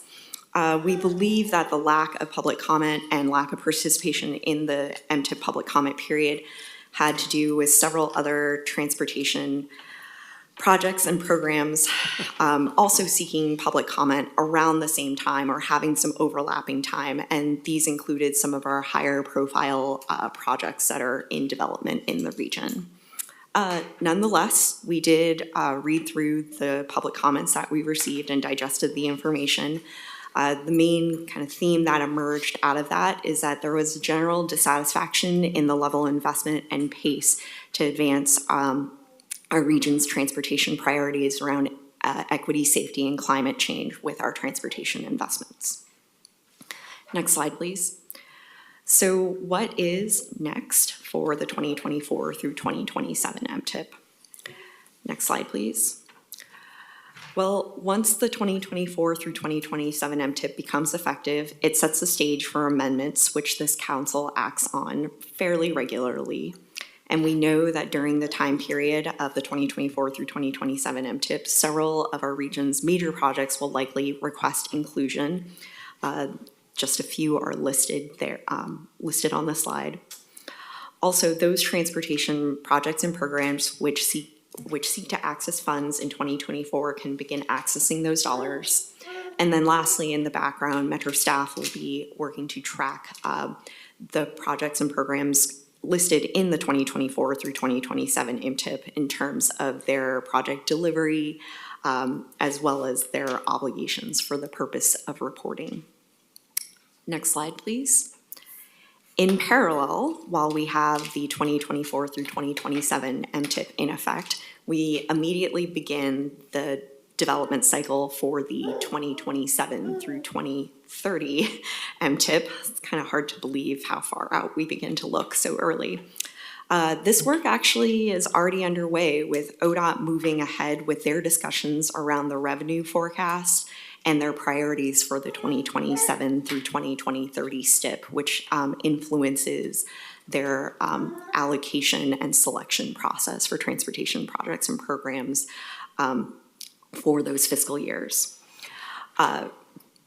Following, one of the first key main activities that we'll work on as part of the 2027 through 2030 MTIP is developing a revenue forecast for the metro region, and we'll be bringing that information to the regional table we anticipate in spring of 2024.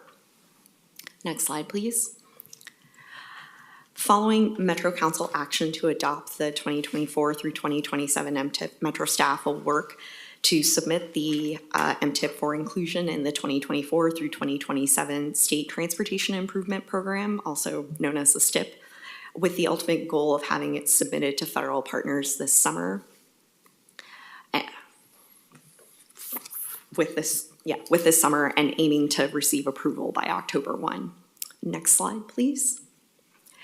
And with that, I want to thank members of the Metro Council for providing me the opportunity to give a brief overview, and happy to take any questions. Great, thank you. I will ask our chair of JPAC, Councilor Gonzalez, if he has anything to add, and open it up to questions from the council, the staff. Thanks, President Peterson. Yeah, this is me virtually. I am a passenger now on the way to the airport, so if you hear road noise, I'm driving, staying safe out here. First and foremost, just a huge appreciation to our staff for just the incredible work, and as JPAC chair, I had the opportunity to just see it up a little bit closer and to look at the machinations of the process, and continuous disbelief at the level of care and intention that our staff gives to every step of the process. And just really great work, and appreciate getting to this stage. Right, thank you. Councilor Huang, and then Rosenthal. Great. Thank you, Madam President, and thank you to the staff for putting this all together. I know it was a lot of work. Let's see, I have one question and one sort of nitpicky issue here. I guess question-wise, I saw that there was 18 survey responses, and that seems drastically low. And I'm wondering, do we need, what would be the benefit of doing a deeper engagement process? Are we comfortable moving ahead with just the 18 surveys, or does that kind of build upon previous engagement and future engagement that we feel that we've engaged, the public sufficiently to make a decision today? And then, just on the resolution document, it refers to some exhibits that were provided, but the exhibits were kind of blank. That was just the first page on exhibit A and B. So I don't know if we're voting today, potentially the exhibits, we haven't been able to see them, so. Thank you, Council President Peterson, Metro Councilor Wong. I'll start with the second question first, because it's a little easier, and then get to the first question.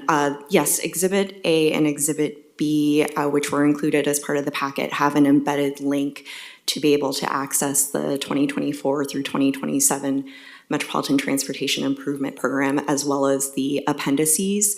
I guess we, as staff, we're learning our lesson that we should have made that a little more clear as to where on the PDF to click in order to access the full documents. We were a little afraid, especially because Exhibit B is the appendix, which has 1,200 pages, inundating you with such significantly large documents, which is why we took an approach to provide the covers with the embedded link. In responding to the first question as it relates to, and I guess on that second question to note, I think right now Metro staff is working with council staff to make sure that that is getting resolved at this point in time, in order for the action to be taken. In terms of the first question as it relates to the public comment on the 2024 through 2027 MTIP, we do, as staff, recommend and do feel comfortable moving forward with taking action on the 2024 through 2027 MTIP, despite the much lower number of comments we received this cycle, for a couple of different reasons. One, throughout the development of the 24 through 2027 MTIP, the various funding allocation processes, so example of the 2025 through 2027 Regional Flexible Fund allocation, these various allocation processes also do their engagement processes, and because it's really the engagement around the selection of transportation projects and programs to receive funds.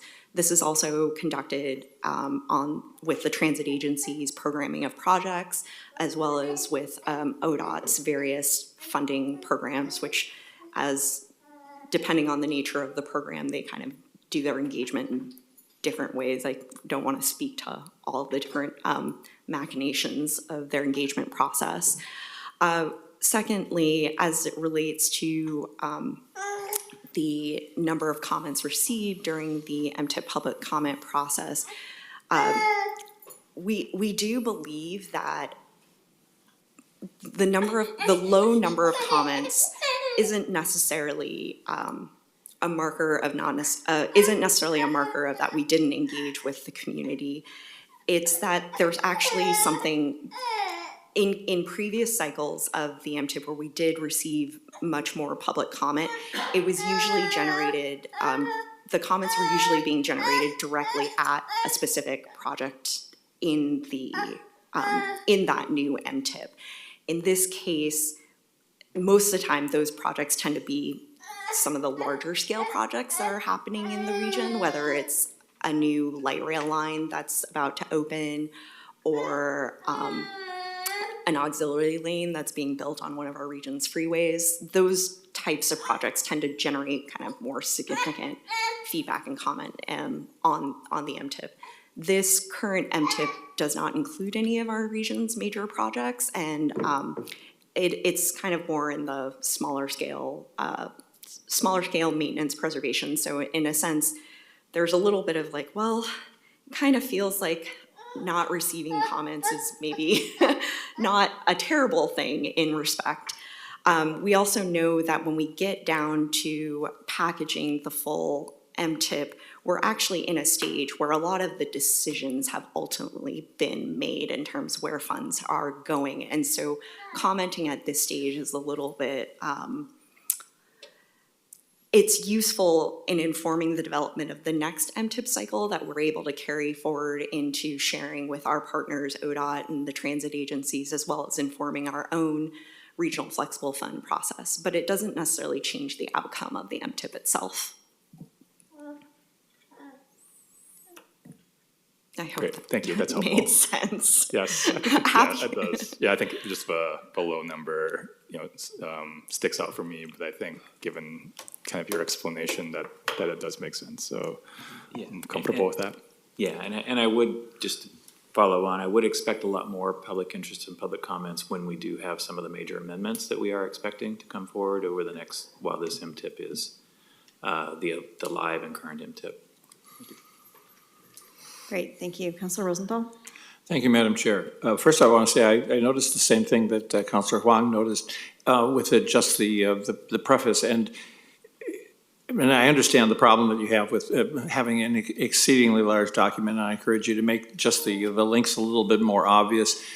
These are public documents and transparency, and people rather dazzle people with it, overwhelm them with amount of information rather than have them think that we aren't providing information. I think that's a transparency issue that I feel somewhat strongly about. I have two questions, actually. The first question is a simple one. You had the list of a couple of larger projects, and do we have a complete list of the larger projects? I mean, for example, Sunrise Corridor or the Boone Bridge or things like that could be added. You included the interstate bridge, and you included the tolling project, and I was just wondering what else might be on that list. That's one question. The second question it's a little harder to answer, I think, and that is, you noted that there was a general dissatisfaction in how this particularly, that these projects didn't particularly address greenhouse gas emissions sufficiently or safety sufficiently particularly. And I'm wondering, do we have a process for getting projects that do address this? I noticed this also in the RTP, where we aren't making a lot of the criteria that we want to be making on some of these areas. We're just not doing it, but we don't seem to have a process for inventing projects or getting the cities to develop projects that actually will help us meet these goals. So I'm just wondering if there is a way to do this. Let me take it. I'll take the first question. So I think in terms of projects that we are anticipating, again, projects come into the MTIP when they are prepared to actually enter the MTIP, which means they have their finance plan in place to fully fund the phase of the project that they want to bring into the MTIP, and that their project definition is to a point where they have consensus in the region to be able to move forward. And so those, we're playing a little bit of a guessing game on projects we see on the horizon in terms of whether they will be amended into this or proposed to be amended into this MTIP in the next 3 years. We did, and so I'll go through the ones, the I-205 tolling project and widening project we have anticipated may come forward. The recent announcement by the governor that tolling won't take effect at least until 2026 may push that project outside of this MTIP timeframe, but they may still make that timeframe. Let's see, the I-5 Rose Quarter project, I would anticipate, again, they need to get their financial plan in order before they're ready to amend it in, but I'm assuming that that project may bring its construction phase into the MTIP in this timeframe. Same with the Interstate Bridge Replacement Project. So those are the big highway projects, and then on the transit side, I would anticipate that at least the project development PE, what we call the preliminary engineering phase of both the Tualatin Valley Highway Bus Rapid Transit Project and the 82nd Avenue Bus Rapid Transit Project will come into the plan in this time frame. And then on the surface transportation system, road system, I would expect that the Burnside Bridge project, replacement project, would also come into the MTIP in this time frame. So those are the major amendments we are anticipating at this point. So you don't anticipate that, for example, the Boone Bridge project is far enough along in terms of developing the financial plan?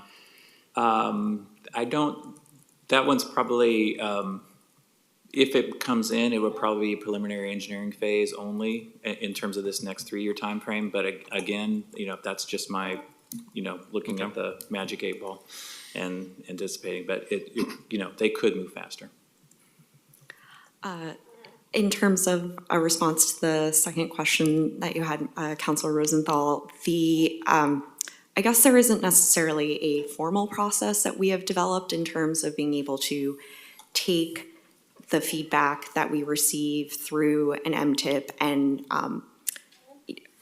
translate it directly into the selection process undertaken by different entities, including Metro, on the allocation of federal transportation funding. We do, at the beginning of every MTIP development process, we do work, we communicate with our MTIP partners, so that's ODOT as well as our transit agencies. Key lessons that we've learned, what are our region's priority areas, and we encourage that regional insight be taken into account as they are developing their allocation processes and conducting their allocation processes to transportation projects and programs in the Portland Metro region. It's quite an interesting undertaking, particularly on the ODOT side, since it's not just a single allocation process, it's multiple different programs that are ultimately conducting those allocations. So making sure that we are communicating with the various ODOT staff to communicate our region's kind of local priorities, what we heard through the MTIP development, what we've heard through the adoption of the RTP, et cetera.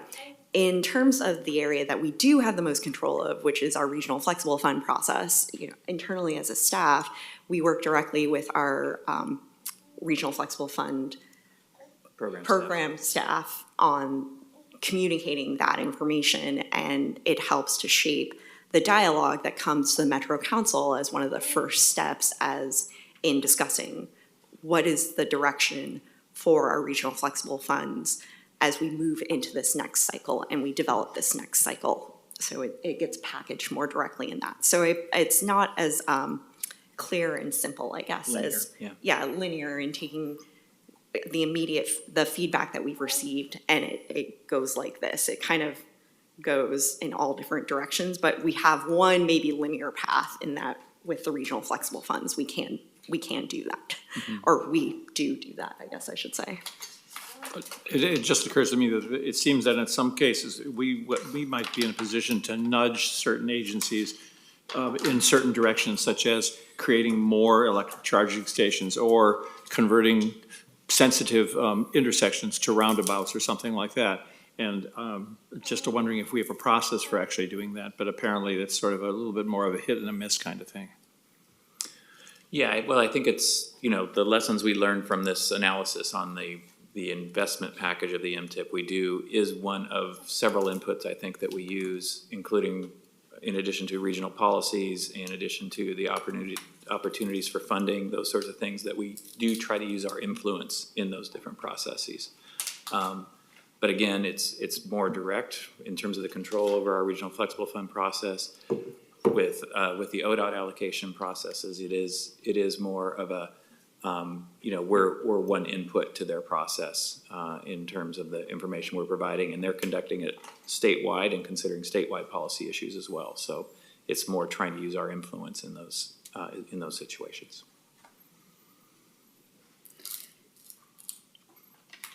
Seeing no more hands raised, I would just like to say I think what we're hearing is kind of the overall portfolio with the state overlay, and it makes it not look like our locals are doing a good job on safety and on electrification, whereas in fact I think the locals are doing a great job putting forward projects, and I think it's because of our influence and our partnership with the local jurisdictions on that.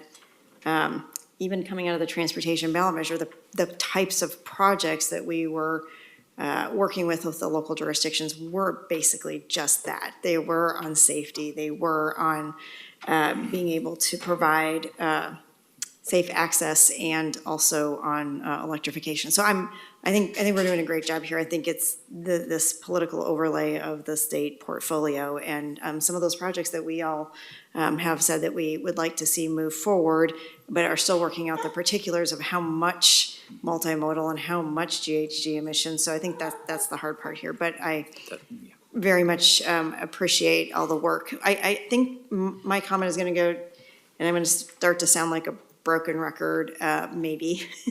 But I feel like while we have influence, we may need to start thinking about regional programs and how we define regional programs, and then how do we look for participants in those regional programs to put forward projects that would then benefit within a kind of a program-like conversation. And, I mentioned the high-speed rail last time. I think we're going to need to start to play a more proactive role, and that is a regional program. There is, where does it go through the region, and where does it land coming in from another state? I think there's big questions to be asked, and we are going to need, as the region, we're going to need some upfront money to go and talk to the state about how we want to proceed in this space. And I think we can influence the outcome a lot better if we actually have something that we're putting forward along with the city of Portland, along with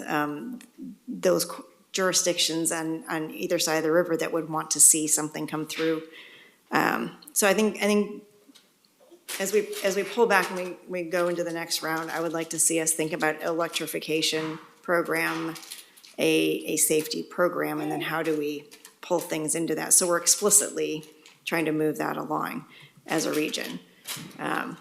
I don't have any great ideas. I know how we've done it in the past, and we've made strides in some areas and not in others, but I think what I'm hearing is how do we proactively engage that conversation rather than just having it performance measures that are dependent on others trying to meet it, and I think trying to figure out how do we proactively engage in that, so.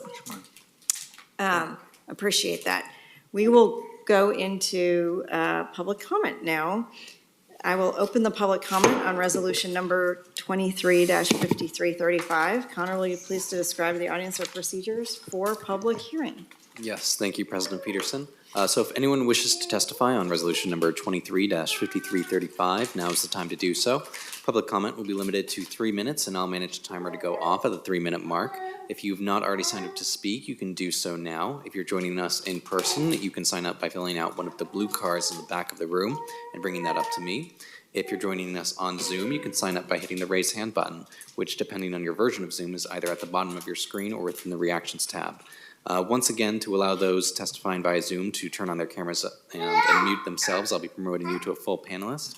So once I call your name, you'll see a window pop up asking you to accept the promotion. Once you accept that, you'll rejoin where you'll be able to turn on your camera and unmute yourself. And as a reminder to everybody testifying today, you do not need to give your physical address. However, please do identify yourself for the record before testifying. So with that, President Peterson, councilors, we have not had anybody sign up in advance to speak on this item. I have not had any blue cards brought up to me. And I do not see any hands up in the audience. All right, the quietest MTIP on record. Yes. I will wait a second and see if there's anybody else. Still no hands. All right, with that, I will close our public comment on this resolution number 23-5335. And move to the vote. I want to thank staff for all their work on this process, and some of the good work is kudos to you and how you have moved us through this conversation, as well as maybe any of the other projects that are going on right now. But if there's no additional questions or comments, I will call for a motion on resolution number 23-5335. So moved.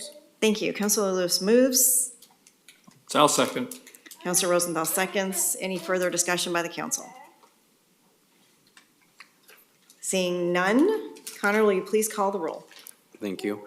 Councilor Wong. Aye. Councilor Lewis. Aye. Councilor Rosenthal. Aye. Councilor Nolan.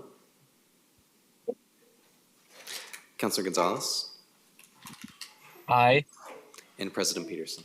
Aye, the motion passes. Thank you. All right. Well, thank you very much. Much appreciated. And we look forward to all the projects coming forward in some sort of iteration every week Yes. for the foreseeable future. All right. We're moving on to resolution number 23-5344 for the purpose of approving fiscal year 2023-24 funding for the 2040 Planning and Development Grant funded with the construction excise tax. Is this the one we wanted to put off, Connor? No. Okay. There's another conversation after this on other business, the presentation, which was an update on the urban growth report that I think we will put off until a time to be determined, as closely aligned to this date as possible. But we are running out of time, counselors. So just a lot of conversation that has happened, and that's all good. So finding my place again. This resolution, if adopted, would support the city of Tigard in conducting its important and legally required comprehensive planning of the River Terrace 2.0 area. And as you recall, the council recently added this area to the urban growth boundary through our first ever land swap within the urban growth boundary. Today, we are joined by several folks, and I'm going to have Erin, Urban Policy and Development Manager, introduce everyone. Great, thank you very much. President Peterson and councilors, we're here to give you an update about the process that's been going forward since the land swap. So we can go ahead and start the presentation. Glenn Hamburg from our staff, associate planner in the planning department, will take it after I speak to this very first slide and then introduce each of our guests who we have from the city of Tigard, who will participate in explaining their work planned ahead. For context, you approved in February a land exchange that brought this area of Tigard into the growth boundary. And now a very important next step is to fund the comprehensive planning that will make this area ready for development. 2040 planning and development grants provide that funding source for all new areas brought into the growth boundary. That's often made at the time of an urban growth management decision.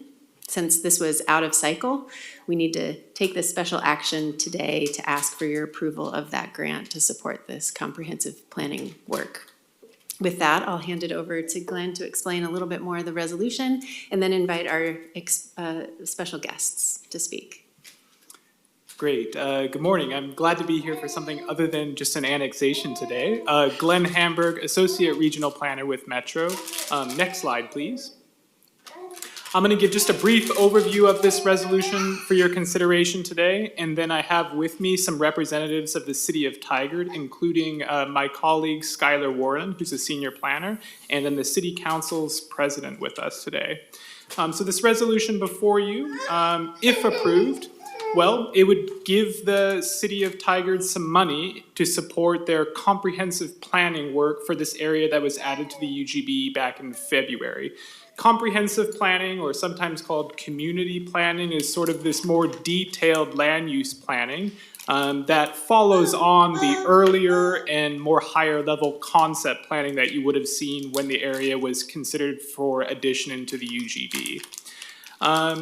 So this funding comes from the construction excise tax, and in Metro's administrative rules, it says that there's an annual funding target of $500,000. Then any unallocated funds each year sort of roll over to the next year.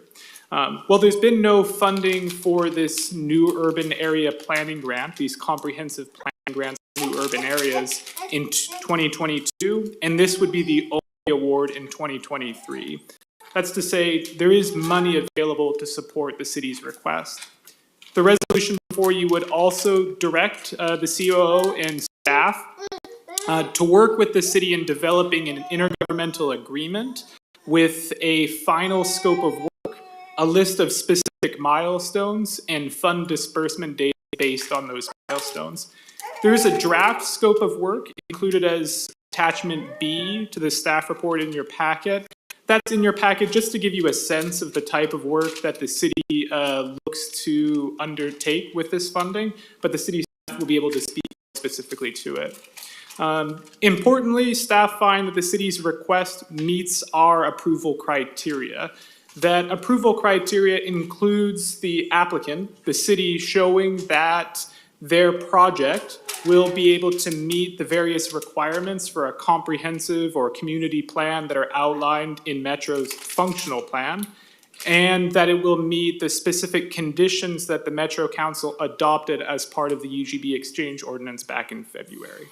Next slide, please. $700,000 is a big ask. It's not pennies. But I want to put that in the context of the complexity of this project. And there might be an error with the presentation. That's all right. If you can imagine an image behind those boundaries, you're familiar with the area that we're talking about, this River Terrace 2.0 area that is to the west of existing city limits in Tigard. But some site-specific elements make this planning work ahead fairly complex. One of those factors is just the size of the area that we're talking about. This is not just a city block. It's not just a single subdivision. It's 500 acres, or nearly so, that the city will be tasked with doing comprehensive land use planning for. It's also divided into two separate sections. There's one section to the west and then one section to the south. If you had the image on there, you would see that it's sort of just to the north of King City. The area includes some sensitive habitat areas, so things like riparian areas along the creek. It's going to be incumbent on the city to identify those habitat areas, to evaluate them, and develop a land use plan with policies to protect them. So that's big work. These areas are also adjacent to some major roads that make it further complex. It's adjacent to Shoals Ferry Road to the north. It has Roy Rogers Road running down the middle and has Beef Bend Road to the south. And so the city's planning work is going to have to be taken in coordination with Washington County and with adjacent cities to figure out how traffic can be managed safely, to figure out what is the appropriate cross-section for these roads, and figure out where any intersections should be established. And there are several other jurisdictions right nearby. There's Beaverton right to the north across Shoals Ferry Road, and then there's King City to the south on the opposite side of Beef Bend Road. So this planning work of the city is going to require some communication and some coordination with those two adjacent jurisdictions. Interestingly, this area also just happens to cross 3 different school district boundaries, which adds more complexity. So there's the Hillsborough School District, there's the Beaverton School District, and the Tigard Tualatin School District. And so the city's planning work is going to need to look into sort of the availability of school systems to serve the development. Looking through, but then there's also some conditions that were added as part of the UGB exchange ordinance that their plan will have to take into account. One of them is a timing constraint. So a condition of the ordinance said that this comprehensive planning work will need to finish within 4 years of that ordinance having been adopted. So that'll be February of 2027. Well, the clock has been ticking, and now we're down to about 3.5 years. So it's a relatively short time frame to take on this task. The plan that they develop is also going to need to address Metro's adopted climate smart strategy. So they're going to need to look at things like density, multifamily housing, access to transit, and active transportation infrastructure. Their work is going to include the participation of Metro, and Metro will be working with them and providing technical expertise to ensure that the plan meets Metro's requirements. The plan's going to need to include a public engagement plan as part of the conditions of the ordinance. And that public engagement plan is going to need to encourage some broad-based public involvement, and is going to need to engage historically marginalized groups. And city staff can sort of speak to what they hope to do in that regard. Finally, the plan's going to need to result in, a plan that at full build-out can accommodate at least 3,000 dwelling units. So this is a big project. Next slide, please. So in summary, the city's specific request is for $700,000 in grant funding, and that plan must meet Metro's criteria for comprehensive/community plans. There's already been formal support from the Tigard City Council for this request, and that support is shown in the resolution that's included as Attachment C. Some of that support will be with the city's own staffing. Importantly, this grant funding from Metro wouldn't go to cover any city staff time, so the city would need to contribute that themselves. And it's my understanding that the city is also exploring some opportunities for other sources of funding as part of this project as well. And then I'll just say that there's no known opposition to this request. And so for all of the reasons I've given, staff recommends that this resolution be approved. But with that, I'm going to turn it over to my colleague, Skylar Warren with the City of Tigard. Next slide, please. Good afternoon, Chair Peterson and members of the Metro Council. My name is Skylar Warren. I'm a senior planner with the City of Tigard, and I'm the project manager for both the River Terrace 2.0 concept plan and the upcoming community plan, With me here today is Council President Yi Kang-Hu, and he will be speaking directly after my presentation to you. So I know that you all are probably already familiar with the proposal that was before you, excuse me, as part of our application for inclusion of these lands into the regional urban growth boundary. But I want to highlight the reason we are taking this work on and the vision that the City of Tigard has set out to create a community that we hope will be a model both for the region and the state. Of course, when we started this work in 2020, we did so with the goal of helping to address the city's and the region's ongoing critical housing shortage. Preparing these lands for development of housing is our charge, but we recognize that it is important to do so in a careful and responsible manner, balancing the need for housing with other goals. And so at the outset, we decided that we needed a plan that incorporated two other priority focus areas, equity and climate change. We recognize that these two issues are inextricably linked, as the consequences of climate change are disproportionately borne by disadvantaged communities. And so our work is to increase equity within the community while decreasing our carbon impact and ensuring that this neighborhood is resilient and sustainable. Based on this project focus, next slide, we worked with our stakeholders to set out a vision for River Terrace 2.0 community. I think a lot of this vision will be and should be familiar.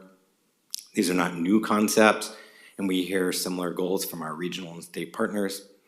What I think does set our plan apart is our commitment to seeing this vision through in an edge community that conventional wisdom says could not support this type of development. With regard to housing, the vision is for a neighborhood that is fully economically integrated with a block-by-block mix of housing types and no exclusionary zoning. There is a strong focus on middle housing and small units with a goal of not just allowing or encouraging these, but making them a requirement. The vision also includes a commercial component with walkable neighborhood-scale Main Street commercial areas and one flex zone that can accommodate larger flex office, mixed use, and perhaps even maker-scale industrial uses. This approach is mutually beneficial with businesses able to thrive from a critical mass of customers nearby and residents able to procure goods and services locally without longer vehicle trips.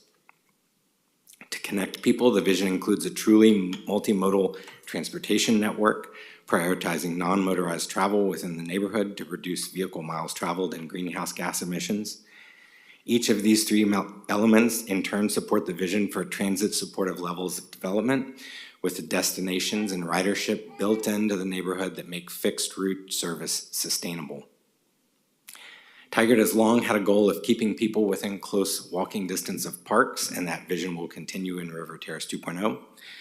And of course, we want to preserve the ecological function of the area, protecting and enhancing natural resources and retaining wildlife corridors, and especially important part of the vision given the proximity to the Tualatin National Wildlife Refuge. I want to quickly highlight that this, next slide, this vision was the result of our comprehensive community engagement strategy in the concept plan. I'm particularly proud of the work our team did to quickly pivot our community engagement plan to a COVID footing, as this work kicked off the same week our offices closed due to the pandemic. Thanks to the expertise of JLA Public Involvement and our consultant team manager, Sarah Breakstone, who is now here at Metro, we were able to effectively engage with the community throughout the project in multiple languages and on their own terms. We're going to carry all of that forward in the next phase of work. Our focus will remain on lowering barriers to participation and eventually residency and homeownership in the entire community while ensuring carbon responsible development patterns and building techniques. We're going to take what we learned from our inclusionary engagement strategies and make it even better. Still meeting people in their language and on their terms, but now we can meet them where they are. Next slide.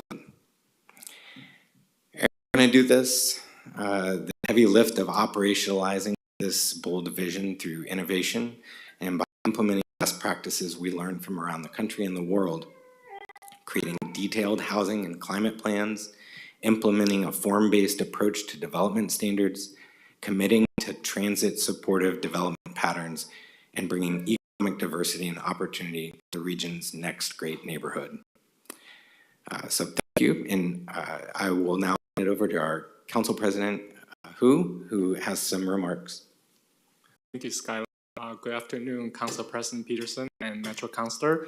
I'm Tigard City Council President Ken Hu, and I'm here first to thank you again for the land exchange that you approved in February, and which made room for River Terrace 2.0, and also to seek your support for the resolution in front of you, so we may continue this work to make River Terrace 2.0 a reality. As mentioned in your meeting packet, there's a council resolution showing that the Tigard City Council is fully committed to this project. We believe this project will really further our shared goal of increasing much needed housing supply in our region. And as Skylar mentioned, also will address inequity as well as promotes carbon responsible development practices. So in conclusion, thank you again so much for your support so far, and thank Metro staff as well. And I urge you to adopt the resolution in front of you so we can continue this important work. Thank you very much. Thank you. And Councilor, thank you for staying the course through our entire meeting. Apologies for making you wait. You are you do not receive a salary for what you do, and you are doing so much appreciated, and thank you for being here today. Thank you. Yeah. Councilors, any questions for staff or the council president? Councilor Lewis and then Rosenthal. Sure, thank you so much. Excited to be here today. Absolutely believe that this community planning will be able to delivering much needed housing for the region. My only question is $700,000 enough? Would you be able to move faster, do more community engagement, or address the riparian concerns we heard during our process if you had more money? And if the answer is yes, please come back. You don't have to answer that, maybe. It's an awkward question. Wasn't expecting that. Perhaps I will consult with colleagues at Metro staff and come back with an answer. Yeah, I think the councilor is saying you would probably receive a lot of support in moving as fast as possible with all of the necessary steps and community engagement that you need to do in order to get it right. But we have every faith in that the city of Tigard has shown that you can get some stuff done. And we really do need this for to meet our housing needs. So thank you. Yeah, come on back. All right, Councilor Rosenthal. Thank you, Madam Chair. As Tigard knows, I'm a strong supporter of this project, and I think it's a great thing, and I sort of trust staff to come up with a recommendation of how much it's going to cost, although I'm a little worried that King City might be a little jealous because they did some community planning. I don't think they got quite as much money. But I have two questions. First of all, I noticed that the minimum housing was 3,000, and that's about a little bit less than 10 units per acre, because the estimate is there's about 350 acres of developable land. My question, I guess, to you is, the original projections were that it might be higher than that. Do you still see that it might be higher than 10 units per acre, might be 15 units per acre because of the clustered housing and so forth? That's one question. And the second question, does this planning still include coordination with King City on the development of a sort of, you might say, a larger bi-city community out there with their Kingston Terrace? Thank you. Those are excellent questions. Yes, we will have higher housing density. I think the 3,000 number that's in the presentation and was in the conditions for the approval of the land swap is our bare minimum number. Our estimate from the planning work was that it was 3,000 to 4,500. Of course, there's 500 total acres. Of that, only about 350 acres are developable. So that does reduce the number of units you're going to get. And I guess I would say we focus not so much on the raw number of units of housing as much as our commitment that we want to see a 20 units per net acre number. And so that's That number range of 3,000 to 4,500 is based on an estimate of if we're going for 20 units per net acre, after we take out land for right-of-way, parks, natural areas, what does that get us? And so that was the range. And as far as coordination with King City, we have been coordinating with them for quite some time, both in their concept planning and more recently in their community plan, their master plan. And we continue to do so. They've served on our technical advisory committees. We meet regularly with them and Washington County. And I'll give you a couple examples. City of Tigard is actually the water provider for King City, and so that requires very close coordination. And it's one of the reasons why the River Terrace South area was so important to bring into the UGB, because it does make water delivery to the Kingston Terrace areas much more efficient for both the city and of Tigard and King City. Another area where we're closely coordinating is around the eventual urbanization of the portion of Beef Bend between Southwest 150th and Southwest Rory Rogers. Of course, right now that's in a rural cross-section. Bringing it up to urban standards with sidewalks, active transportation facilities, access is going to be critical. And for the two cities, we want to make sure that we're in alignment with where streets are, where infrastructure is. And of course, we're also coordinating. Has a very ambitious goal for a kind of new town center. And our plan reflects and extends in the form of the Main Street along River Terrace Boulevard that moves north from their town center area. So we are in close alignment with them. Great. Just a final comment. I think perhaps one of the hardest plans, complications is going to be planning for regional transit and transportation connectivity throughout this region. So good luck. Thank you. And have fun. All right, seeing no other hands raised for questions, do I have a motion on resolution number 23-5344 for the purpose of approving fiscal year 2023-24 funding for 2040 planning and development grant funded with the construction excise tax? I would so move. Do I have a second? No second. Thank you, Councilor Wong. It's been moved by Councilor Rosenthal, seconded by Councilor Wong. Is there any further discussion?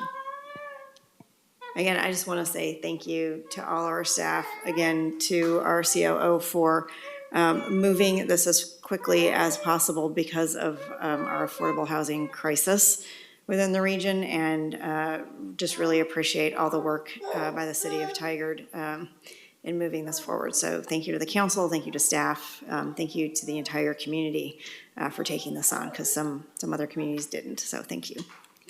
All right, I will ask Connor to call the roll. Yes, thank you. Councilor Nolan.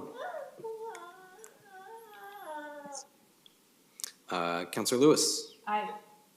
Councilor Rosenthal. Aye. Councilor Wong. Aye. Councilor Gonzalez. Aye.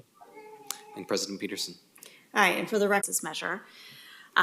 Just as a reminder, after Metro received Q2 spend down reports for the last fiscal year, it became clear that Multnomah County would not be able to meet their spending and therefore their service delivery commitments for the prior fiscal year. On April 17th, we issued a letter of concern based on the material deviation from the plan and documented concerns about their ability to deliver critical services to the houseless community in their county as a result. Importantly, we also received communication from Multnomah County providers outlining the difficulties they were having getting funding for local implementation plan priorities. They described their troubling experience in a system in which provider payments were chronically late and requests to expand rent and client assistance to more people were ignored or denied. Upon further discussion with Multnomah County on May 12th, Metro formally issued a notice of corrective action plan to address this deviation, a process that is authorized through the intergovernmental agreement between Multnomah County and Metro, which was approved by both bodies. As you know, through the last couple of months, we've been keeping you updated, but we have been negotiating and have finally reached a principled agreement on the terms with Multnomah County for a corrective action plan to address the material deviation.